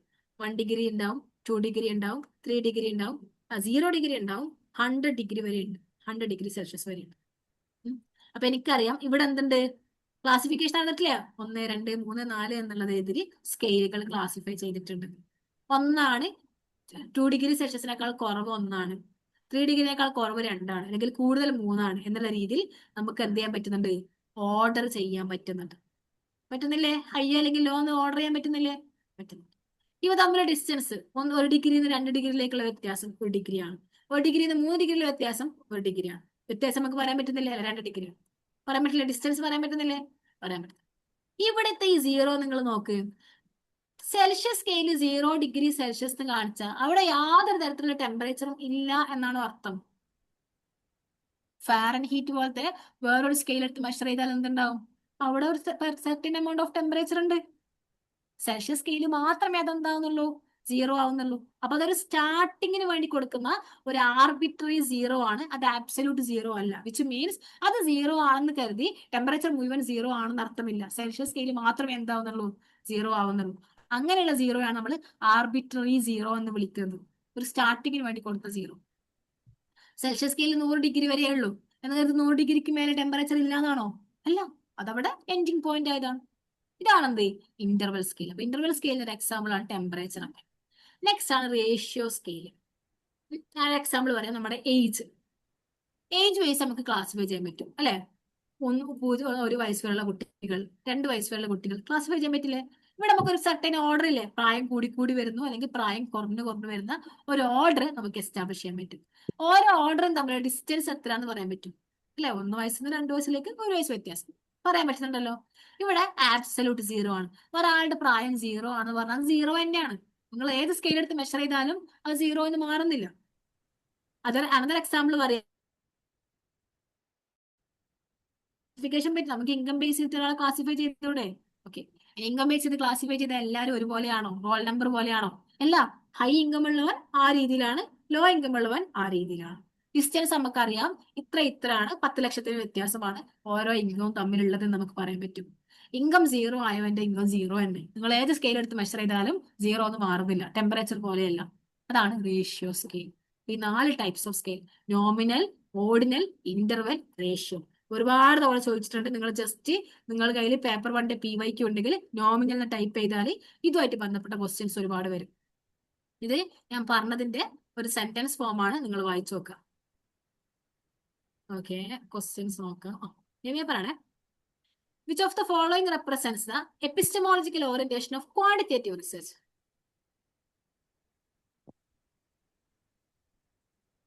ക്വാണ്ടിറ്റേറ്റീവ് റിസർച്ചിന്റെ ഒരു തിയറിറ്റിക്കൽ ഓറിയന്റേഷൻ എന്താണ്? മെഷറബിൾ ഫാക്ട്സ് മാത്രമാണ് അക്യുറേറ്റ് ഇൻഫർമേഷൻ തരിക. ആ തിയറി ഏതാണ്? പോസിറ്റിവിസം. ആൻസർ പറയണേ. Next.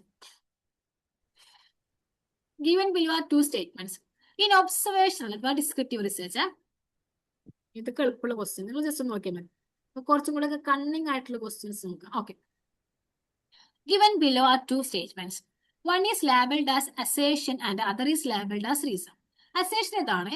Experimental research allows you to eliminate the influence of many extraneous factors. Okay. Reason: in experimental research, variables are actively manipulated and the environment is as controlled as possible. പറഞ്ഞേ, assertion correct ആണോ, reason correct ആണോ? Assertion റീസണിനെ explain ചെയ്യുന്നുണ്ടോ? ഓർമ്മയുണ്ടാവുക, experimental research നമ്മുടെ ലാബിലൊക്കെ നടത്തുന്ന research.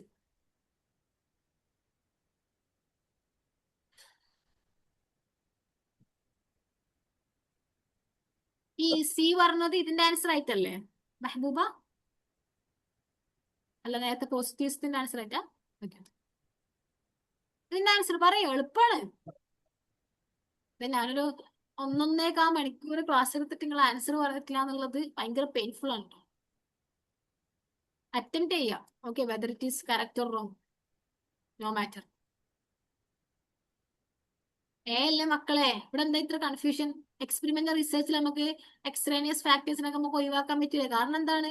നമ്മളത് limit ചെയ്തിട്ടാണ്, എൻവയോൺമെന്റിനെ control ചെയ്തിട്ടാണ് പഠനം നടത്തുന്നത്. അപ്പൊ ഇവിടെ നമുക്ക് ഹ്യൂമിഡിറ്റിയുടെ സ്വാധീനം വേണ്ടാന്ന് കരുതിയാൽ ഹ്യൂമിഡിറ്റി ഒഴിവാക്കാനുള്ള എന്തെങ്കിലുമൊക്കെ കൊണ്ടുവന്ന് ചെയ്യാൻ പറ്റും. അതാണ് എന്ത്? Experimental research. സോഫ്റ്റ്വെയർസ് നമ്മള്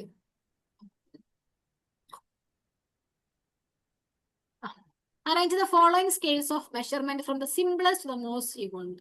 ഏറ്റവും സിമ്പിൾ സ്കെയിൽ ഏതാണ്, ഏറ്റവും ഇവോൾവ്ഡ് സ്കെയിൽ ഏതാണ്, അതിനനുസരിച്ച് അറേഞ്ച് ചെയ്യും.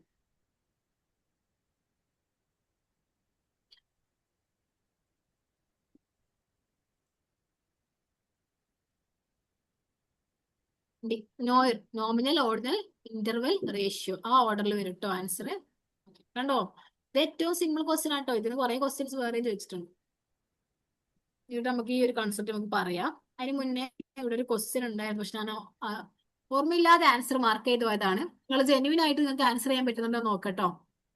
Given below are two statements. In a ratio scale, 0 point is arbitrary. Ratio scale 0 point arbitrary ആണെന്ന് പറയണം. Statement 2.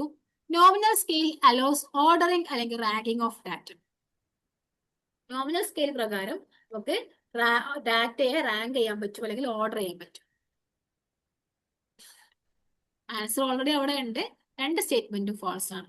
എങ്കിൽ പറഞ്ഞേ, 0 point ആർബിട്രറി ആയിട്ടുള്ള സ്കെയിൽ ഓഫ് മെഷർമെന്റ് ഏതാണ്? 0 point ആർബിട്രറി 0 ഉള്ള സ്കെയിൽ ഓഫ് മെഷർമെന്റ് ഏതാണ്? യെസ്, അത് ഇന്റർവൽ സ്കെയിൽ ആണ്. റേഷ്യോ സ്കെയിൽ 0 എന്താണ്? ആബ്സല്യൂട്ട് 0 ആണ് കേട്ടോ. റേഷ്യോ സ്കെയിൽ 0 ആബ്സല്യൂട്ട് 0 ആണ്. അതുകൊണ്ട് തന്നെ സ്റ്റേറ്റ്മെന്റ് 1 റോങ് ആണ്. Very good. 2. Nominal scale allows ordering അല്ലെങ്കിൽ ranking of data. Nominal scale ഉണ്ടോ? ഇല്ല. നോമിനൽ സ്കെയിൽ ക്ലാസിഫിക്കേഷന് വേണ്ടി മാത്രം. അത് ഒരു തരത്തിലും എന്ത് ചെയ്യുന്നില്ല? ഓർഡറിങ്ങും റാങ്കിങ്ങും ചെയ്യുന്നില്ല. നോമിനൽ അല്ലാത്ത ബാക്കി 3 സ്കെയിലും, അതിപ്പോ ഓർഡിനൽ ആയാലും ഇന്റർവെൽ ആയാലും റേഷ്യോ ആയാലും, ഇത് 3 എന്ത് ചെയ്യുന്നുണ്ട്? ഓർഡറിങ് അല്ലെങ്കിൽ റാങ്കിങ് ചെയ്യുന്നുണ്ട്. ഓർഡിനൽ മാത്രമല്ല കേട്ടോ, ബാക്കി എല്ലാത്തിലും എന്തുണ്ട്? ഓർഡറിങ് അല്ലെങ്കിൽ റാങ്കിങ് നടക്കുന്നുണ്ട്. നോമിനൽ സ്കെയിൽ മാത്രമേ എന്ത് നടക്കാത്തുള്ളൂ? ഓർഡറിങ് അല്ലെങ്കിൽ റാങ്കിങ് നടക്കാത്തുള്ളൂ. നോക്ക്, ആ കോളം നോക്ക്. ഇവിടെ ഓർഡർ എന്നുള്ളത് ബാക്കിയുള്ള എല്ലാ സ്കെയിലും നമുക്ക് എന്ത് പറ്റും? ഓർഡറിങ് പറ്റും അല്ലെങ്കിൽ റാങ്കിങ് പറ്റും. അത് പറ്റാത്ത ഒരേ ഒരാളാരാണ്? നോമിനൽ സ്കെയിലാണ്. ഇനി ഹൈപ്പോത്തീസിസ് ടെസ്റ്റ് ചെയ്യുന്നതുമായി ബന്ധപ്പെട്ട് ഇത് സോഫ്റ്റ്വെയർസ് കേട്ടോ. ബിബ്ലിയോഗ്രഫിക് സോഫ്റ്റ്വെയർ, ഞാൻ ഇതിന്റെ നോട്ട് വേണമെങ്കിൽ ഇവിടെ കൊടുക്കാം. ഏതൊക്കെയാണ് ബിബ്ലിയോഗ്രഫിക് സോഫ്റ്റ്വെയർസ് എന്നാണ് ചോദിച്ചത്. EndNote, reference manager, Mendeley, ഇതൊക്കെ നമുക്ക് ബിബ്ലിയോഗ്രഫിക്ക് വേണ്ടി യൂസ് ചെയ്യാം. ടെർണിറ്റിൻ എന്നുള്ളത് ഇതൊരു പ്ലാജിയാരിസം ചെക്കറാണ്. പ്ലാജിയാരിസം ചെക്ക് ചെയ്യാനുള്ള സോഫ്റ്റ്വെയർ ആണ്. അതുകൊണ്ട് അത് ബിബ്ലിയോഗ്രഫിക് സോഫ്റ്റ്വെയർ അല്ല. അതുകൊണ്ട് തന്നെ കറക്റ്റ് ആൻസർ വരിക BCD ആണ്. ഒരു 1 hour കൊണ്ട് കംപ്ലീറ്റ് ആക്കുന്ന ലിമിറ്റേഷൻ ഉണ്ട്. നെക്സ്റ്റ് ഇങ്ങനത്തെ കുറെ ക്വസ്റ്റ്യൻസ് നിങ്ങൾ കണ്ടിട്ടുണ്ടോ? For which of the following P values of a test statistics a null hypothesis is likely to be accepted. അപ്പൊ പി വാല്യൂ എന്നുള്ളത് പി വാല്യൂ 5% 5-ൽ കുറവോ ആണെങ്കിൽ നമ്മൾ ഞാൻ ഹൈപ്പോത്തീസിനെ റിജക്ട് ചെയ്യും. അപ്പൊ പി വാല്യൂ എന്നുള്ളത് നമ്മൾ ഈ സ്റ്റാറ്റിസ്റ്റിക്സൽ മാത്തമാറ്റിക്കൽ ഓപ്പറേഷൻ ഒക്കെ കഴിഞ്ഞിട്ട് ഡാറ്റ അനലൈസ് ചെയ്യുമ്പോൾ നമുക്ക് കിട്ടുന്ന ഒരു വാല്യൂ ആണ് പി വാല്യൂ. അപ്പൊ പി വാല്യൂ എപ്പോഴും നമ്മൾ ഉപയോഗിക്കുക ഞങ്ങൾ ഹൈപ്പോത്തീസിസ് നമ്മൾ റിജക്ട് ചെയ്യണോ ആക്സെപ്റ്റ് ചെയ്യണോ തീരുമാനിക്കാൻ വേണ്ടിയിട്ടാണ്. അപ്പൊ ഈ പി വാല്യൂ അനുസരിച്ച് നമ്മൾ എങ്ങനെ ഹൈപ്പോത്തീസിനെ ആക്സെപ്റ്റ് അല്ലെങ്കിൽ റിജക്ട് ചെയ്യും? പി വാല്യൂ ചെറുതാണ് എന്നുണ്ടെങ്കിൽ it indicates smaller evidence against null hypothesis. അതുകൊണ്ട് നമ്മൾ എന്ത് ചെയ്യണം? നൾ ഹൈപ്പോത്തീസിസ് നമ്മൾ റിജക്ട് ചെയ്യും. പി വാല്യൂ 5% 5-ൽ കുറവോ ആണെങ്കിൽ നമ്മൾ എന്ത് ചെയ്യണം? നൾ ഹൈപ്പോത്തീസിനെ റിജക്ട് ചെയ്യും. പി വാല്യൂ 5-ൽ കൂടുതലാണെങ്കിൽ നൾ ഹൈപ്പോത്തീസിസിനെ ആക്സെപ്റ്റ് ചെയ്യും. ചില സമയത്ത് നമുക്ക് ഓപ്ഷനിൽ പെർസെന്റേജ് വൈസ് അല്ല തരിക. നമുക്കറിയാം 5% കൂടുതലാകുമ്പോൾ നമ്മൾ ആക്സെപ്റ്റ് ചെയ്യും. പക്ഷെ നമ്മൾ ഓപ്ഷൻസ് നോക്കുമ്പോൾ 0.1 ആയിരിക്കും. അങ്ങനെയാണെങ്കിൽ മനസ്സിലാക്കുക 0.01 എന്നുള്ള ഒരു പി വാല്യൂ അത് 1% ഈക്വൽ ആണ്. 2 സ്ഥാനം മാറ്റി കൊടുത്തിട്ടതിന് ഈക്വൽ ആണ്. 0.01 എന്നുള്ളത് 1% ഈക്വൽ ആണ്. ഇനി ഈ ചോദ്യത്തിന്റെ ഉത്തരം നിങ്ങൾ പറഞ്ഞേ. For which of the following P values of a test statistics a null hypothesis accepted. എപ്പോൾ നമ്മൾ ആക്സെപ്റ്റ് ചെയ്യുക? 5% കൂടുതലാകുമ്പോഴാണ് നമ്മൾ ആക്സെപ്റ്റ് ചെയ്യുക. പറഞ്ഞോളൂ, ഏതൊക്കെ നമ്മൾ ആക്സെപ്റ്റ് ചെയ്യും, ഏതൊക്കെ നമ്മൾ റിജക്ട് ചെയ്യും? ഇത് നോക്കിയേ, 2%-ന്റെ 0.32 എന്നാ പറയണം. 2% എന്താണ്? നമ്മൾ ആക്സെപ്റ്റ് ചെയ്യില്ല. ഞാൻ ഒരു ഭാഗം നമ്മൾ ആക്സെപ്റ്റ് ചെയ്യോ? ഇല്ല. 32% 5% കൂടുതലല്ലേ? നമ്മൾ ആക്സെപ്റ്റ് ചെയ്യും. 2% 5-ൽ കുറവല്ലേ? റിജക്ട് ചെയ്യും. 0.42 എന്ന് മാത്രമേ പറഞ്ഞിട്ടുള്ളൂ. 0.42 എന്ന് പറയുമ്പോൾ എത്രയായി മാറി? വലിയൊരു പെർസെന്റേജ് ആയിട്ട് മാറി. അപ്പൊ അതെന്താണ്? നമ്മൾ ആക്സെപ്റ്റ് ചെയ്യും. അപ്പൊ ബിയും ഡിയും ആണ് കറക്റ്റ് ആൻസർ. ഈ ഒരു ടൈപ്പ് ഓഫ് ക്വസ്റ്റ്യനെ ഈ ഒരു രീതിയിലാണ് ചെയ്യേണ്ടത്. സി ആണ് കറക്റ്റ് ആൻസർ. Very good. മനസ്സിലായല്ലോ പി വാല്യൂ എങ്ങനെ എടുക്കണമെന്ന്? ഈ ഓപ്ഷനിൽ 5% ഉണ്ട് എന്നുണ്ടെങ്കിൽ ക്വസ്റ്റ്യൻ ആക്സെപ്റ്റഡ് ആണെങ്കിൽ ഒരു കാരണവശാലും എന്ത് ചെയ്യരുത്? 5% ടിക്ക് ചെയ്യരുത്. 5% ആണെങ്കിലും റിജക്ട് ചെയ്യും. 5-ൽ കൂടുതലാണ്, 5-ഉം 5-ൽ കുറവും നമ്മൾ റിജക്ട് ചെയ്യും. 5.01 തൊട്ടേ എന്ത് ചെയ്യുള്ളൂ? ആക്സെപ്റ്റ് ചെയ്യുള്ളൂ. ഓക്കെ. ഇനി ചില സമയത്ത് പ്ലാജിയാർട്സിനെ ബേസ് ചെയ്ത് ഒരുപാട് ക്വസ്റ്റ്യൻസ് ഉണ്ടാവാറുണ്ട്. ഇത് നിങ്ങളൊന്ന് വായിക്കണം. പ്ലാജിയാർട്സ് എന്താണ്? നമ്മളതല്ലാത്ത ഇൻഫർമേഷനെ നമ്മളതാണെന്ന രീതിയിൽ നമ്മൾ കാണിക്കലാണ് പ്ലാജിയാർട്സ്. അപ്പോൾ ഒരാൾ റിസർച്ച് ചെയ്ത് ഒരുപാട് അവിടെ നിന്ന് ഇവിടെ നിന്നൊക്കെ ഡാറ്റ മോഷ്ടിച്ച് ചെയ്യുകയാണെങ്കിൽ അയാൾക്ക് എന്തുണ്ട്? പണിഷ്മെന്റ് ഉണ്ട്. 2 തരത്തിൽ പണിഷ്മെന്റ് ഉണ്ട്. ഒന്ന് തീസിസ് സബ്മിഷനിലോ ഡിസർട്ടേഷൻസിലൊക്കെ ആണെങ്കിൽ ഈ ഒരു രീതിയിലാണ്. പിന്നെ അക്കാഡമിക് ആൻഡ് റിസർച്ച് പബ്ലിക്കേഷൻസിൽ ആണെങ്കിൽ അതൊരു രീതിയിലാണ്. രണ്ടിനും penalty 4 ലെവലായി തിരച്ചിട്ടുണ്ട്. 0 level, 1 first level, second level, third level. ഓരോ തരത്തിലും ഓരോ പെനാൽറ്റി ആണ് ഉണ്ടാവുക. ഇതാണ് ആപ്ലിക്കേഷൻ ഓഫ് ICT. ഇവിടെ നോക്കുക ഓരോന്നും എന്തിനാണ് യൂസ് ചെയ്യുന്നത്. ഇവിടെ ഉണ്ട്. റെഫറൻസിനാണ് എൻഡിനോട്ടും സെറ്റേറോ മെന്റലും. പ്ലാജിയാർട്സത്തിനാണ് ടേണിറ്റിൻ. ഇതാണ് ക്വസ്റ്റ്യൻ ഉണ്ടായത്. ഗ്രാമറിൽ ആർട്ടിക്കിൾ ചെക്ക്, ഡ്യൂപ്ലിസിറ്റി. ഓക്കെ. ഇത്രയാണ് ഏറ്റവും കൂടുതൽ ക്വസ്റ്റ്യൻസ് വരുന്ന റിസർച്ച് ആപ്റ്റിറ്റ്യൂഡിന്റെ ഏരിയ എന്നുള്ളത്. ഒരു ലിമിറ്റഡ് ടൈമിൽ നിങ്ങൾക്ക് തരാൻ പറ്റുന്ന മാക്സിമം ഇൻഫർമേഷൻ തന്നിട്ടുണ്ട്. PPT നല്ല രീതിയിൽ റെഫർ ചെയ്യുക. PPT ഷെയർ ചെയ്യാം. മാക്സിമം PYQs ചെയ്യാം. എന്തെങ്കിലുമൊക്കെ ഡൗട്ട്സ് ഒക്കെ ഉണ്ടെന്നുണ്ടെങ്കിൽ you can contact. So hope it is clear for you and hope it is helpful for you. സമയത്തിന്റെ പരിമിതി മൂലം കുറച്ച് സ്പീഡൊക്കെ കൂട്ടേണ്ടി വന്നിട്ടുണ്ട്. നിങ്ങൾക്ക് മനസ്സിലായെന്നൊക്കെ വിചാരിക്കുന്നു. നിങ്ങളുടെ ഫീഡ്ബാക്സോ കൺസേൺസോ ഡൗട്ട്സോ എന്തെങ്കിലുമൊക്കെ ഉണ്ടെങ്കിൽ നിങ്ങൾക്ക് ഷെയർ ചെയ്യാം.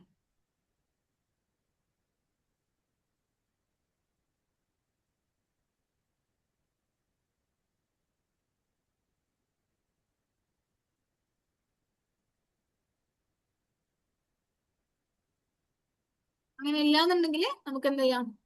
ക്ലാസ് വൈൻഡപ്പ് ചെയ്യാം.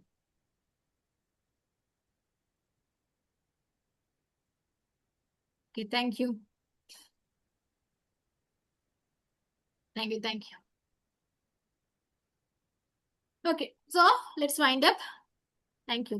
നമുക്ക് ഇനി എന്ത് ചെയ്യാം? വീണ്ടും ഏതെങ്കിലുമൊക്കെ സെഷനൊക്കെ ആയിട്ട് നമുക്ക് വീണ്ടും കാണാം. Okay, all the best for your examination. നല്ല രീതിയിൽ പ്രിപ്പയർ ചെയ്യുക. Okay, all the best. Thank you.